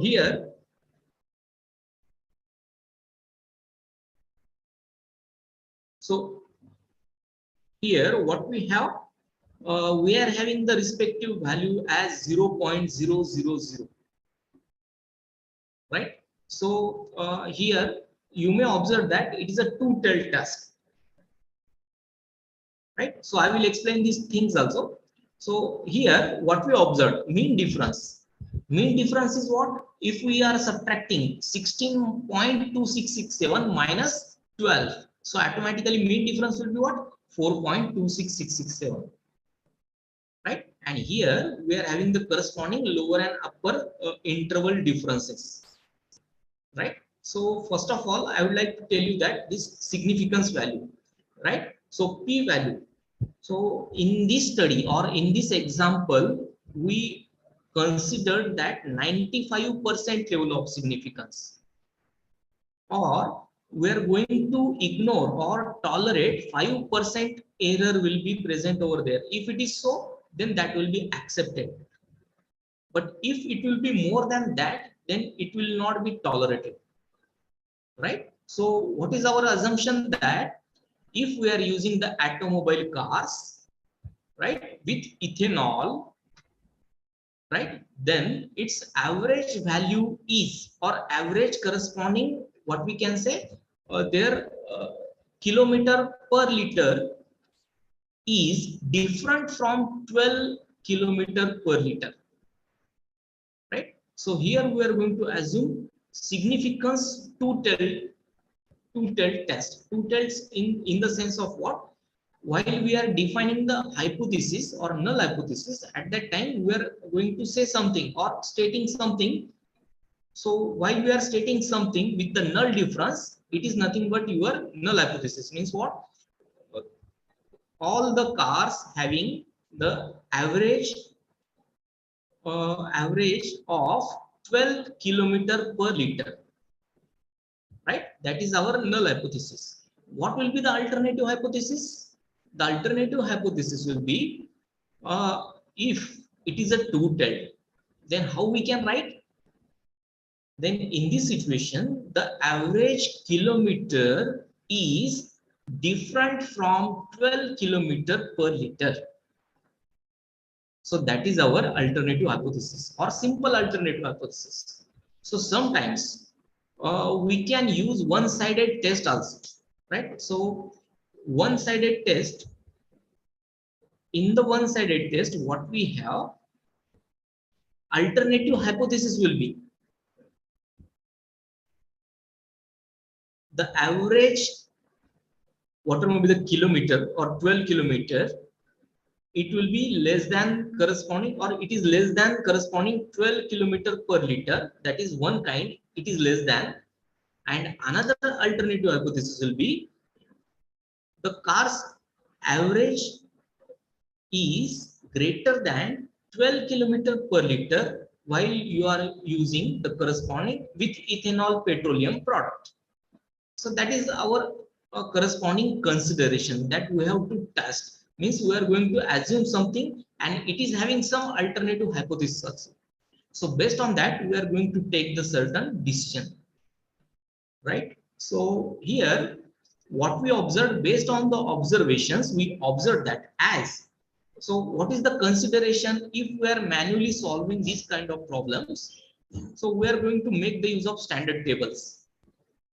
So as we are going to use statistical softwares, so you can get this corresponding significant value. And how to take a decision? So you just focused on this significant or two-tailed value, as if this value is greater than 0.05. Initially, we are going to assume the confidence interval as 95%. So we are going to consider it as if this value is greater than 0.05, then we are going to accept our null hypothesis. If this significant value is less than 0.05, then your null hypothesis will be rejected and you are going to consider the alternative hypothesis. You are going to deal with, or you are going to go ahead with the alternative hypothesis, right? So this is for what, when we are having the corresponding standard test value, right? Suppose if we are having corresponding pharmaceutical industry and we are interested to develop new kind of product, right? Or what we can say, efficiency of product is more than other product of same or different companies. So how you are going to say that our product is more efficient? So for that purpose, it is not fruitful that you are assuming the corresponding null hypothesis that the quality of our product is same as the existing ones. If you are going to assume such kind of hypothesis, then it is of having no meaning. For that purpose, you have to assume composite hypothesis that your product is more efficient than their ones, then and then only it is having some kind of meaning, right? So you are going to perform the number of trials or experiments, and based on that you are getting the observational values, and you are going to apply the statistical tool, and you may come up to the conclusion that whether your product is really efficient or it is not, right? So at that time we are going to make the use of one-sided test. If it is not mentioned, then you are going to deal with the corresponding two-sided alternative hypothesis. So this is for the one sample t-test. Suppose we are dealing with more than one sample. If we are dealing with the more sample, then it asks whether two sets of values are random samples, they are from the same or different population. If they are random samples from the same population, then the differences across the corresponding these conditions or groups can be attributed to the random sampling. And if we are having two different sets of values of random samples from different population, then you can attribute any difference between the means across the condition to the independent variable, right? Suppose what we are going to do, we are having two different colleges data set with us. We are having the information of the students, and what we are going to do, we are interested to check whether their mathematical learning ability is same or it is different, right? So we are having two different populations or two different samples with the different what we can say different sources. Or what we will do, we are having the corresponding same information from the same college of the two different divisions. So number of things are there. So we can select appropriate assumption for inspecting or for inferential purpose. So for that purpose, here we are going to consider first of all, here I would like to show you that suppose we are going to compare the means, then we are going to make the use of independent sample t-test. Or suppose it is just like what if you are going to apply paired sample t-test, then at that time, a paired sample means what? Sample will be dependent. Means you are a patient, you are visiting to the doctor, and he is going to note it down your blood pressure, your sugar level, your temperature, right? And he is going to give you some treatment, right? And after giving the treatment, he is again going to take the respective readings, and he is going to make the comparison between two readings. At that time, that sample is dependent. So for that purpose, here we have to use paired t-test when your sample is dependent, right? So here, what we will do, we will consider the corresponding thing. Means it is in terms of what we are going to apply that term on the respective that cars, right?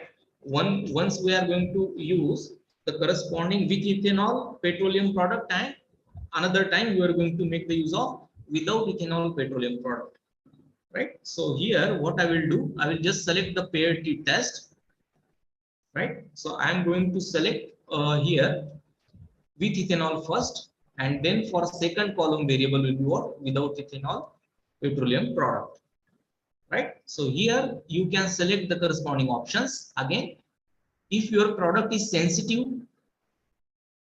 right? So at that time we are going to change the corresponding your confidence level, right? I will keep that term as it is. Then I will just click on OK. Yes. So here we are having the respective pair with and without ethanol, right? Means we are having the same car. One times what we will do, we are going to use the with ethanol petrol, and another time or without ethanol petrol, right? So at that time, what are the differences that we observe? We are having again a respective summary statistic over here. It gives you the summary statistic, right?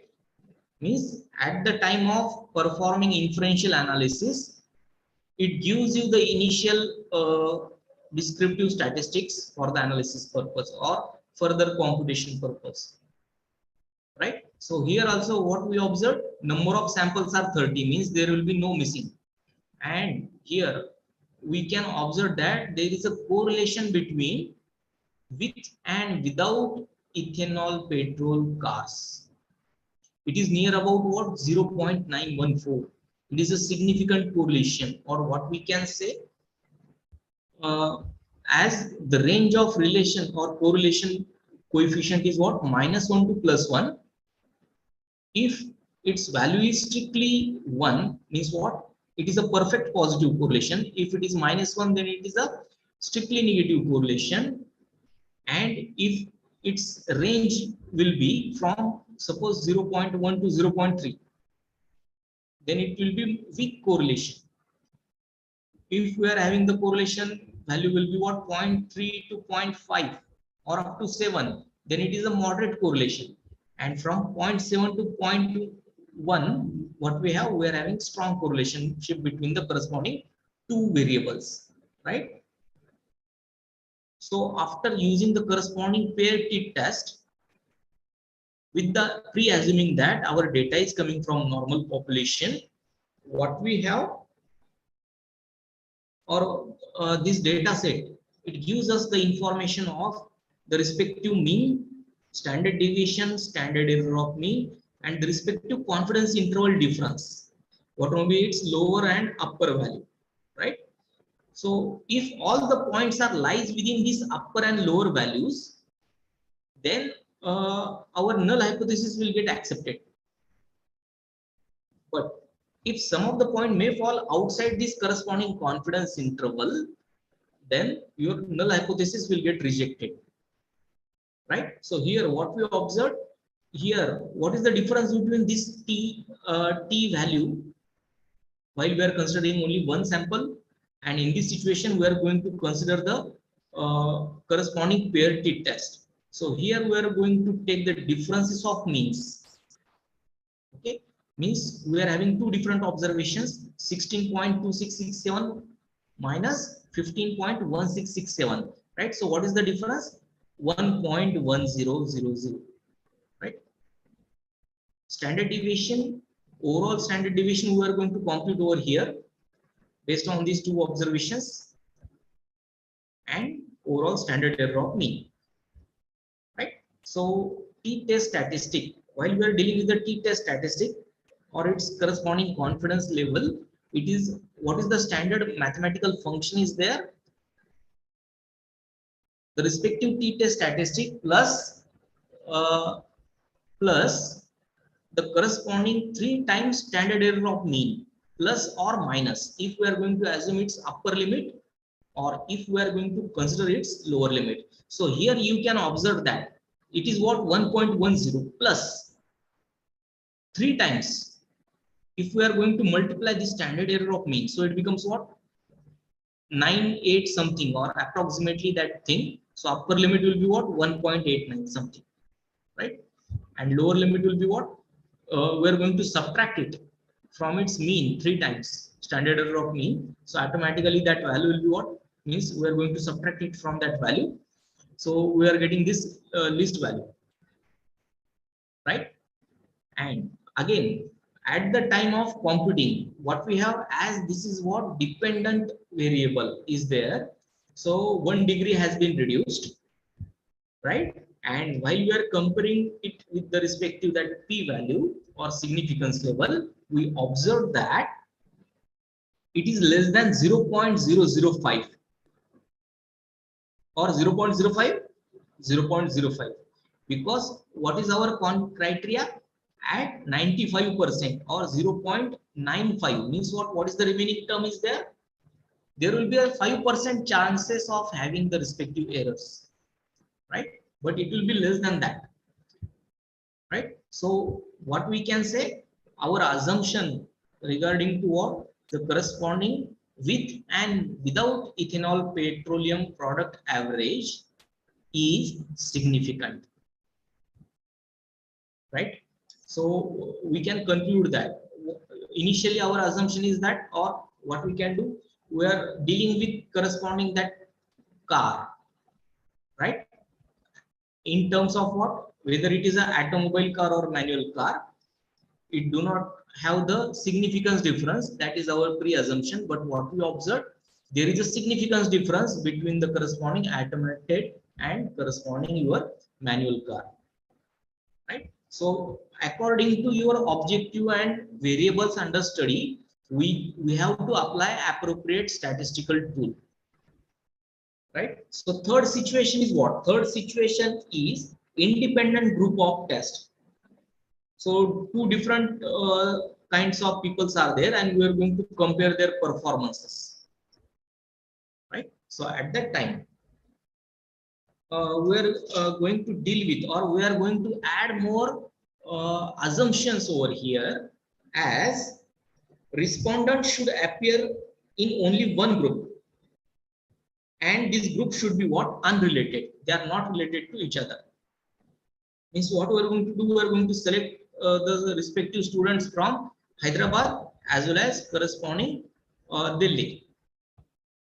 Two different metro city students will be there, and we are interested to check their comparisons, right? On an average, their IQ level will be same or different. And second thing is what, homogeneity of variance. That is one more additional assumption is there. The variances of groups should be similar, right? We are interested to check the corresponding normality assumption. First of all, we have to check whether the data is normal or not. That's also important thing. So for that purpose, what we are going to do, we are going to deal with the respective data set. Then I will go towards the corresponding analysis. I will go towards the descriptive statistic. Right? In the descriptive statistics, I am going to explore the task, right? So here you have to select the dependent variables as with and without ethanol. What is your factor? Factor will be the respective car, whether it is automated or whether it is what we can say manual, right? So here your interest is to display the respective basic statistical, means statistics mean and all these things, and you have to plot the respective terms, right? So we can display both. So here we are having one more option. We will select the statistic, right? We are interested to describe the corresponding terms. We are interested to get the corresponding confidence interval for means. Again, I would like to tell you that depends on the sensitivity of your study. The corresponding confidence interval will be what? It will be narrowed, right? So I will keep that term as it is, right? So what kinds of plots you want to plot over here, right? So if you are interested to plot the histogram and all these things, so I will select the terms. So I would like to explain the corresponding normality plots and test, right? I will select histogram also.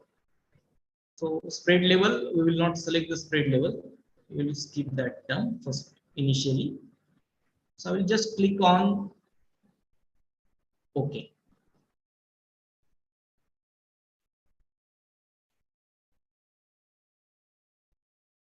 It will take few seconds and it gives us the respective results. Just wait for a moment.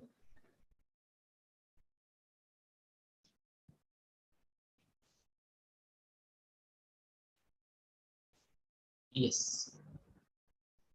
So here what we observed, we are going to explore our data set, right?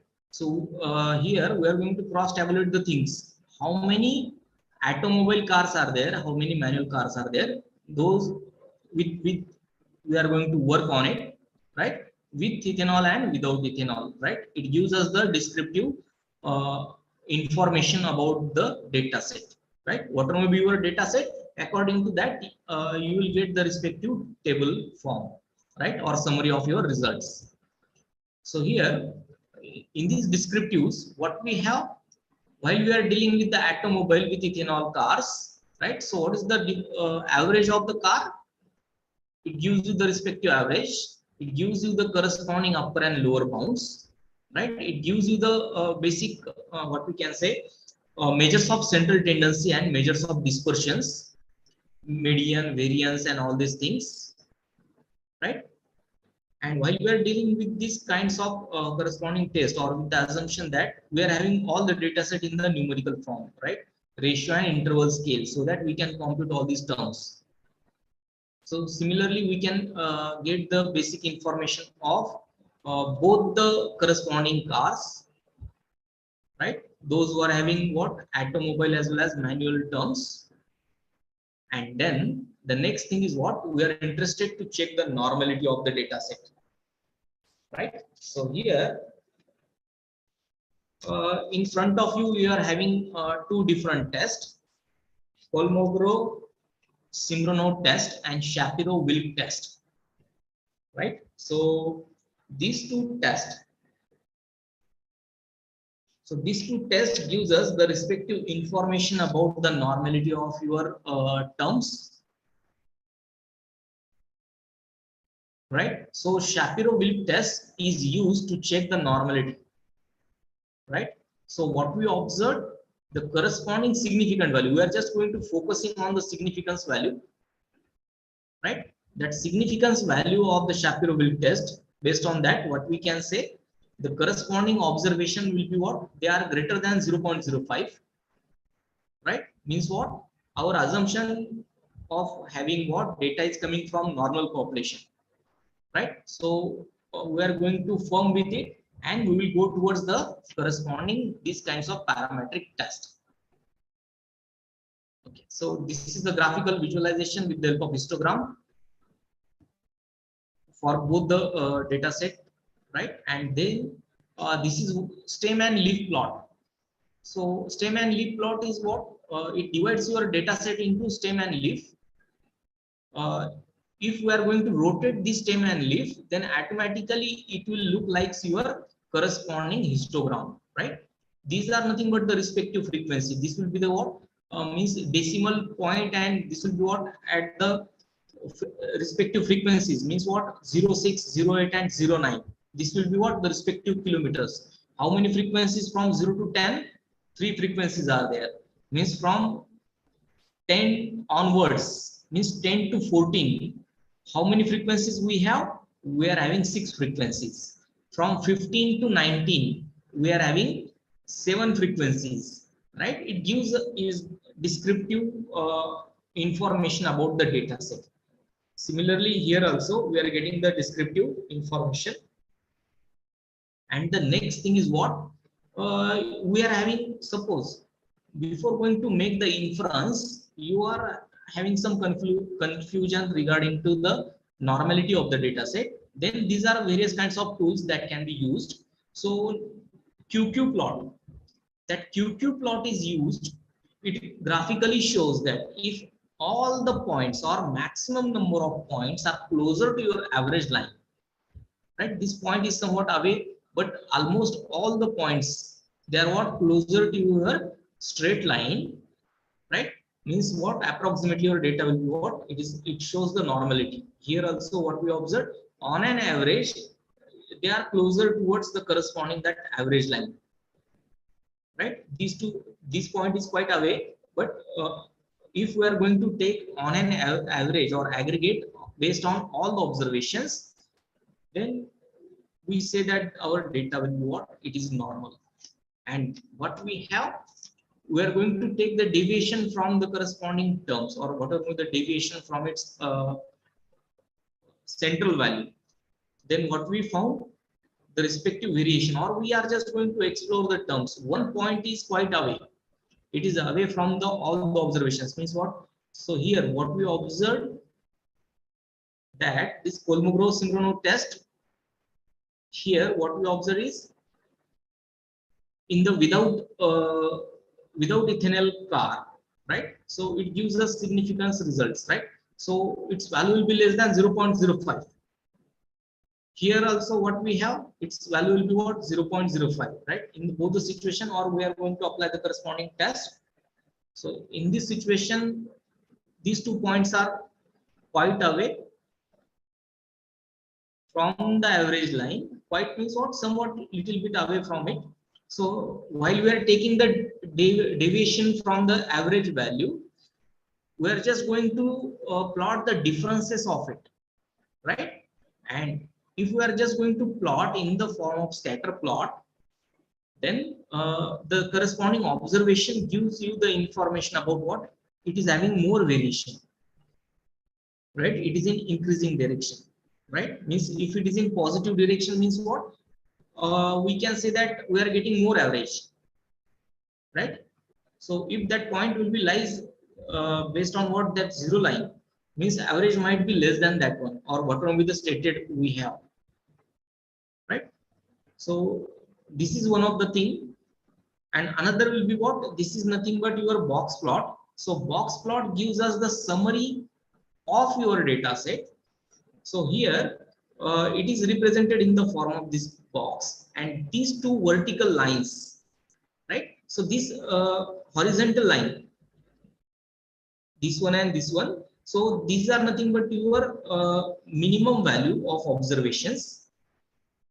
Minimum value of observation, this will be the maximum value of your observation. This dark shaded line is nothing but your median, which divide your data into 2 equal parts, right? And this horizontal line of this box plot, it is nothing but your first quartile, and this will be the second quartile.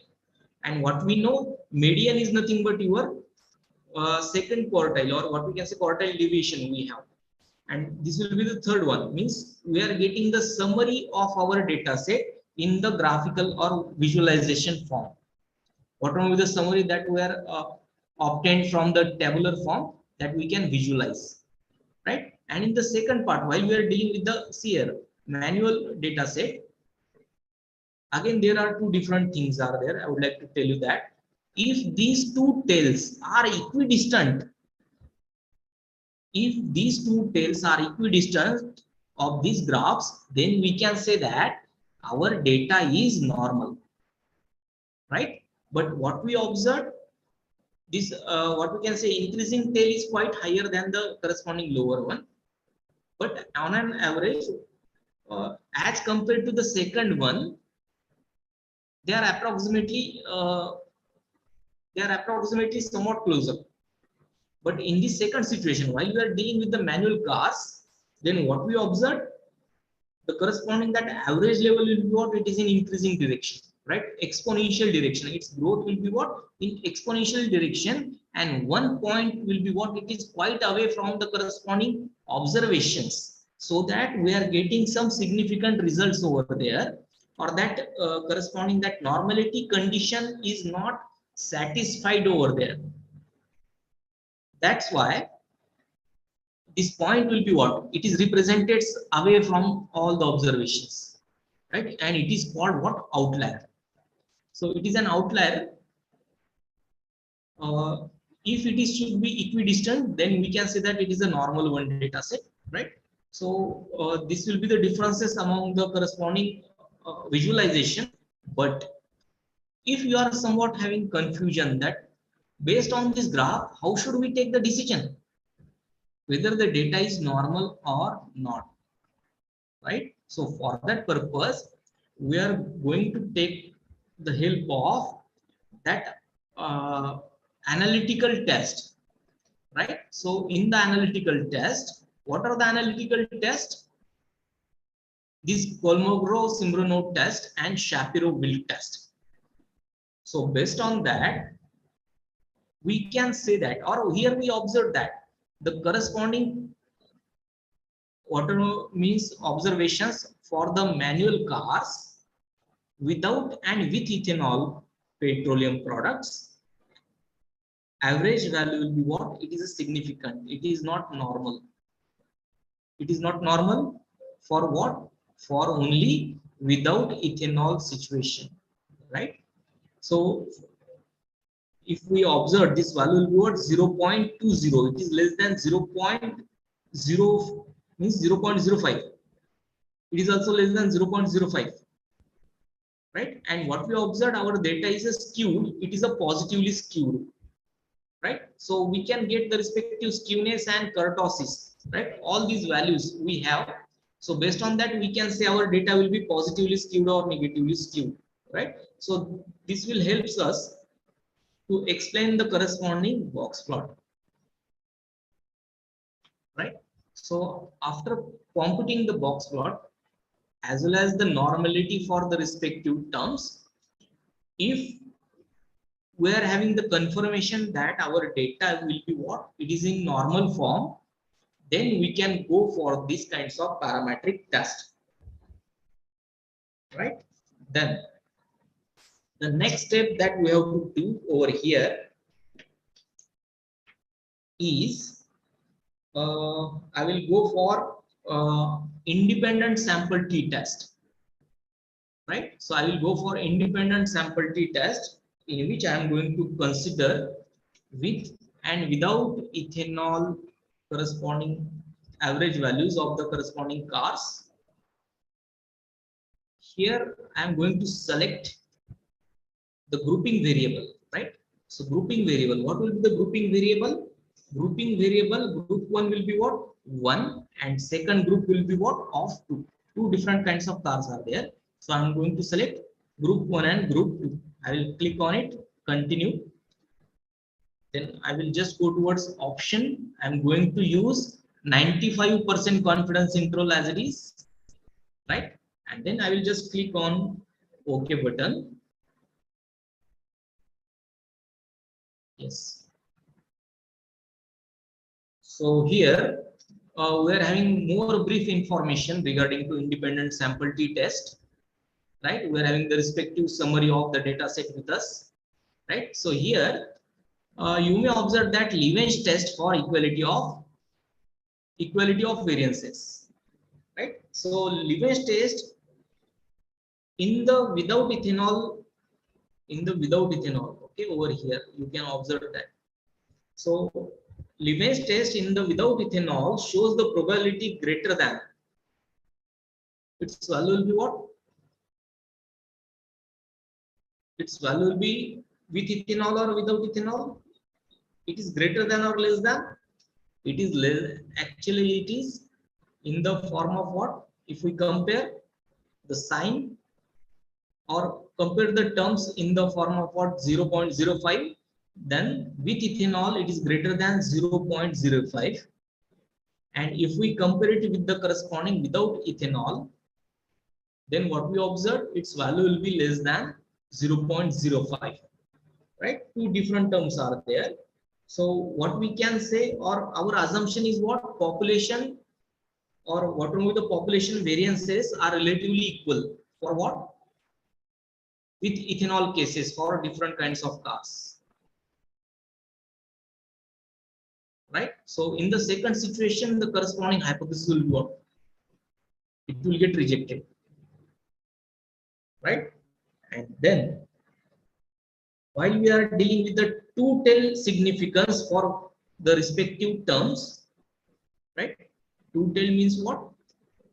While we are dealing with the equality of means, we are going to assume that the corresponding with ethanol, with assuming that variance is equal and variance is not equal, right? Two different situations are there. Now there are two different situations, and for both the different situations, we observe that the significant level will be less than 0.05, right? Means what it indicates. So what we can conclude, right? So whatever may be our proposed null hypothesis regarding to the automobile as well as your manual car, they are having the significant differences regarding to their average average whatever may be the per liter per kilometer, sorry, per kilometer per liter over there, right? So we cannot say that they are giving the same results.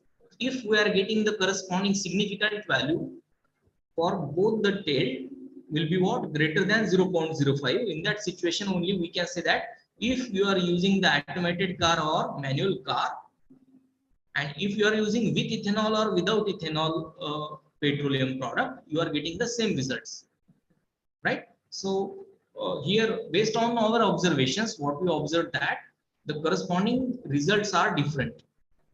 Means our proposed null hypothesis means there will be no significance different. It has been rejected, right? We are going to assume something, but based on the observations, actual observations, while we are dealing with the corresponding appropriate statistical tool, we are getting the results as there is a, means we are going to reject our null hypothesis and we are moving towards with the corresponding alternative hypothesis. So as per you are performing various kinds of studies in the social sciences or in the commerce and management background or in the laboratory experimental work, so this significant level or significance level matters. But before going to deal with that, you have to check the normality of the data first. And if it is coming from the normal population, if it satisfies the conditions, then and then only we can use this parametric test. Otherwise we have to go for alternative non-parametric test. Okay, so this is up to what, when we are having or we are, our interest is associated with the difference of means for the single sample from the population, or we are having two different samples from the same population or different population. But if we are having more than two samples, then can we apply the corresponding t-test? Suppose if we are interested to compare means more than two groups or levels of an independent variables, then we are moving towards one-way analysis of variance, which gives us the corresponding finding the relations between the terms, and we are interested to find the significant relation between the various variables when we are having more than two variables under study, right? most of the times while we are performing the laboratory experiments or plant studies, at that time, suppose we are having the corresponding groups of individuals with us, or we are having one control group and two or more treatments we are going to apply for the different plant studies, and we are compare it with the corresponding that control group, whether it gives us the significant result or not. So for that purpose, we are going to make the use of analysis of variance test, right? With the assumption that our data is coming from normal population. If it is not coming from the normal population, then we are going to apply alternative what Bartlett test, and we are going to check again the respective significance from it. So to deal with the analysis of variance, I would like to just deal with the corresponding one-way analysis of variance when we are just focusing on the corresponding different treatments. Okay, so I will just go towards the analysis of variance terms. I have already inserted the data set of different cities with me and the corresponding scores. So this is nothing but the scores of the students from different metro cities, Delhi, Kolkata, Mumbai and Chennai, and 20 participant scores based on the random sampling from each of the 4 metro cities. And overall collected the respective 100 responses. So this is independent design. And what we have, the respondents are different, they are resident of different cities, right? So we are going to make one null hypothesis over here, means we are having the corresponding observations of different cities and different scores of the peoples. So our null hypothesis over here, there is no significance difference in the score obtained from obtained from the corresponding examination from various or metro cities of our country. An alternative will be what? There is a significance difference in the scores from the different metro cities of India, right? So as that particular city, does it make any sense on the score of the student? It is the part of interest, right? So in this situation, these 4 different cities are nothing but our corresponding treatments, right? So I would like to just show you the corresponding data set as I have coded over here. I have given the name as metro city and student score and the respective values for the respective city. It is ordinal scale measurements. Okay. So what I will do, I will just select the analyze, then I will go towards compare means, because I am having more than 2 cities are there or 2 variables under study are there, right? So what I will do, I will just go to the compare means, then I will go towards one-way analysis of variance, because I am interested just in the corresponding terms as different city students. So here I am going to select student score, right? And I will select metro city as my factor. Okay, so there are number of options with us that we have to use some contrast. In the contrast, what we have, we are having sub dialog box, right? And in the sub dialog box, so we can figure out the things. We are not going to select anything because it is in the form of regression that I will skip over here. Then post-op test. Post-op test means what? In this post-op test, what we have, there might be a situation that not all the cities having significance difference, but some of the cities, they may give us the corresponding significant variation. So it is the part of interest that, so which of the corresponding cities which gives us more significant variation, right? So here we can select Tukey's test, right? With the assumption that equal variance, we are having equal variance, right? And I will just select only one term over here. You can select the rest of the things with the proper assumption.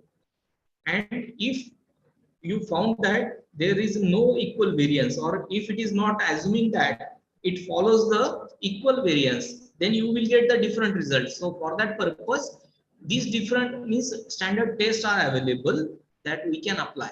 So most of the times in various research articles, you may found that various kinds of tests that will be applicable with the respective data set, in which we are going to make the multiple comparisons simultaneously.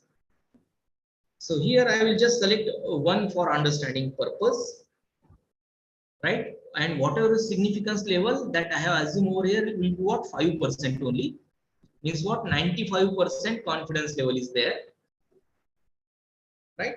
Then I will just click on it and continue to the term. Then I will select the options. So here, what kind of descriptive statistics you require, or statistics means what, in the tabular information you want, right? So here, you just wanted the corresponding information, means mean, median, mode, and all these things, right? Again, you are going to assume that homogeneity of variance test, whether the variance is homogeneous or not. There that we are going to check. If the variance is not equal, suppose we are having only two variable under study, and in that situation, suppose variance is not constant. So at that time, while we are dealing with the corresponding t-test, means there are two different kinds of majorly used tests, student t-test and web t-test. So if variance is not equal, then at that time, we are going to apply the corresponding web t-test, and with that, we are going to deal with the respective data set. Okay, so I will just select these two terms and I will click on continue and I will press on OK.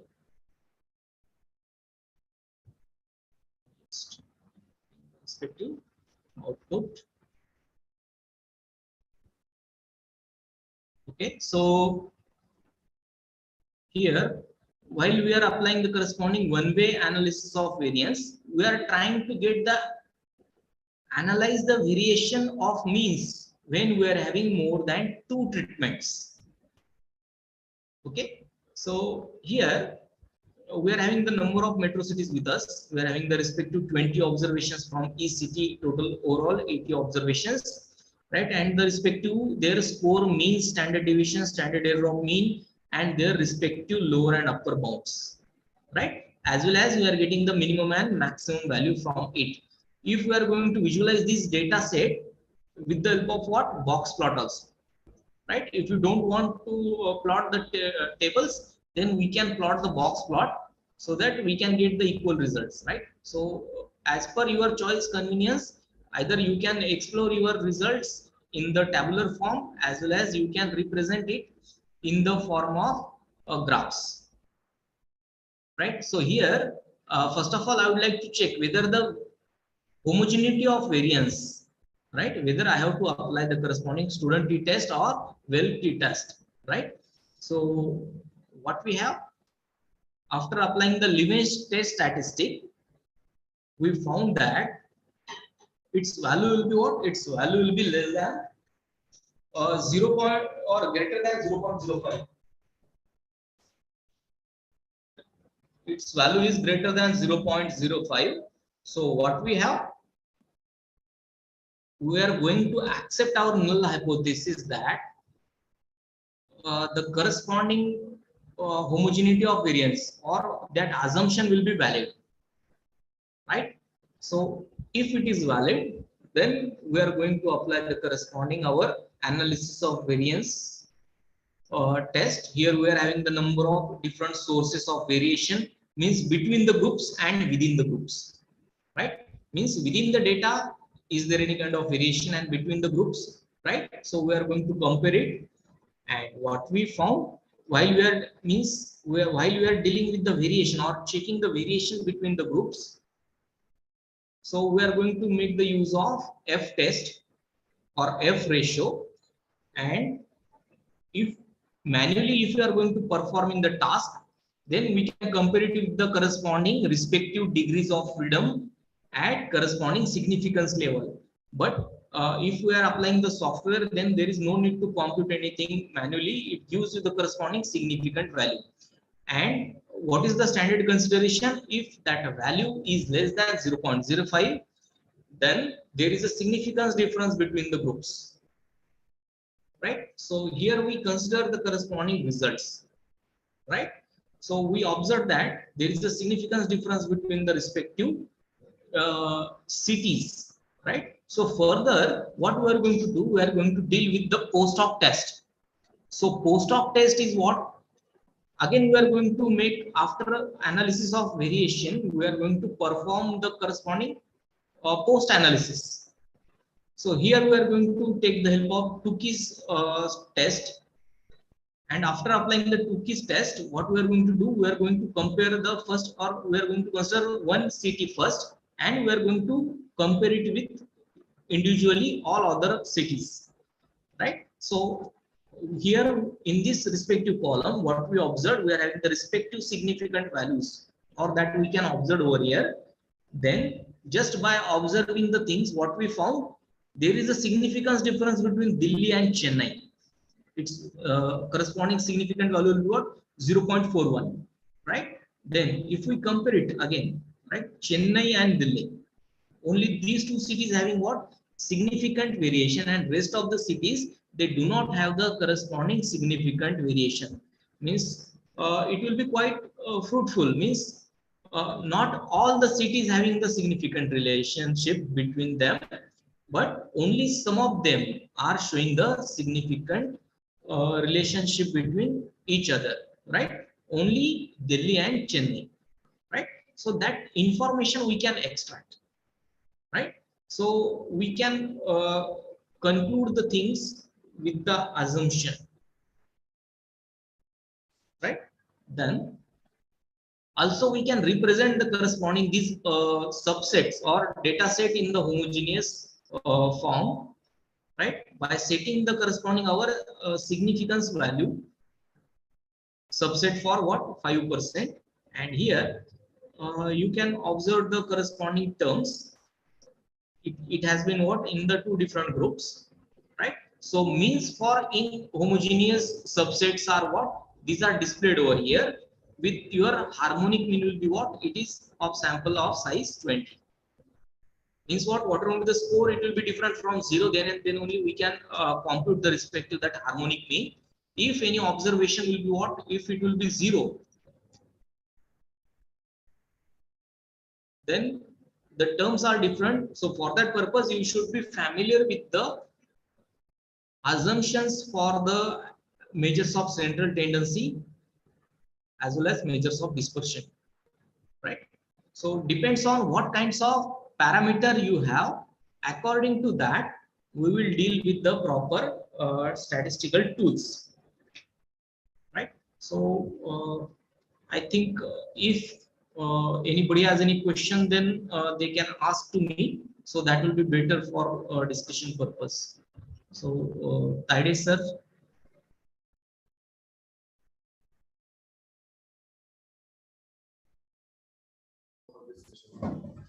Now this session is open for the queries and questions. So if any researcher or student is having any sort of query or question, he or she may ask without any kind of fear. Yes. I think most of the questions sir have answered during the descriptions, because his description was systematic as well as was thoroughly explained with giving the examples. Okay. So if anybody is having any question, if not, then we can conclude. If anybody is having question, please raise your hand.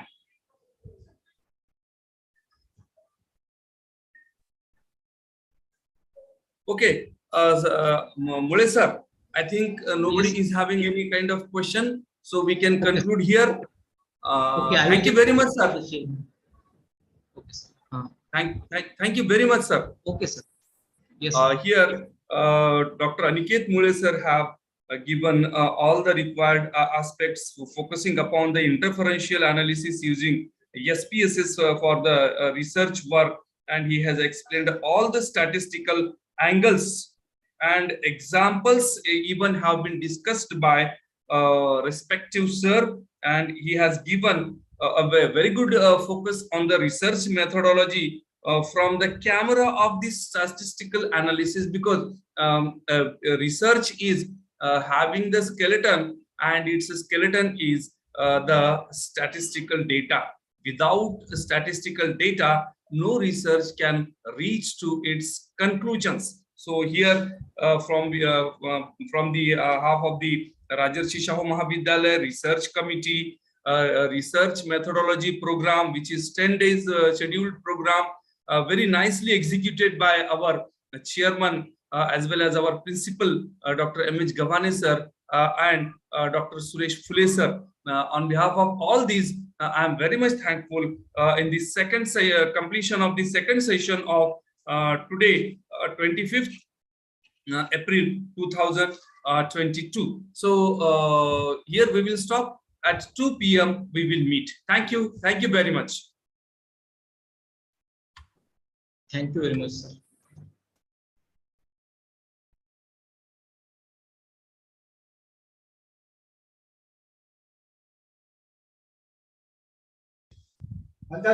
Panchal sir, hello. Yes, sir.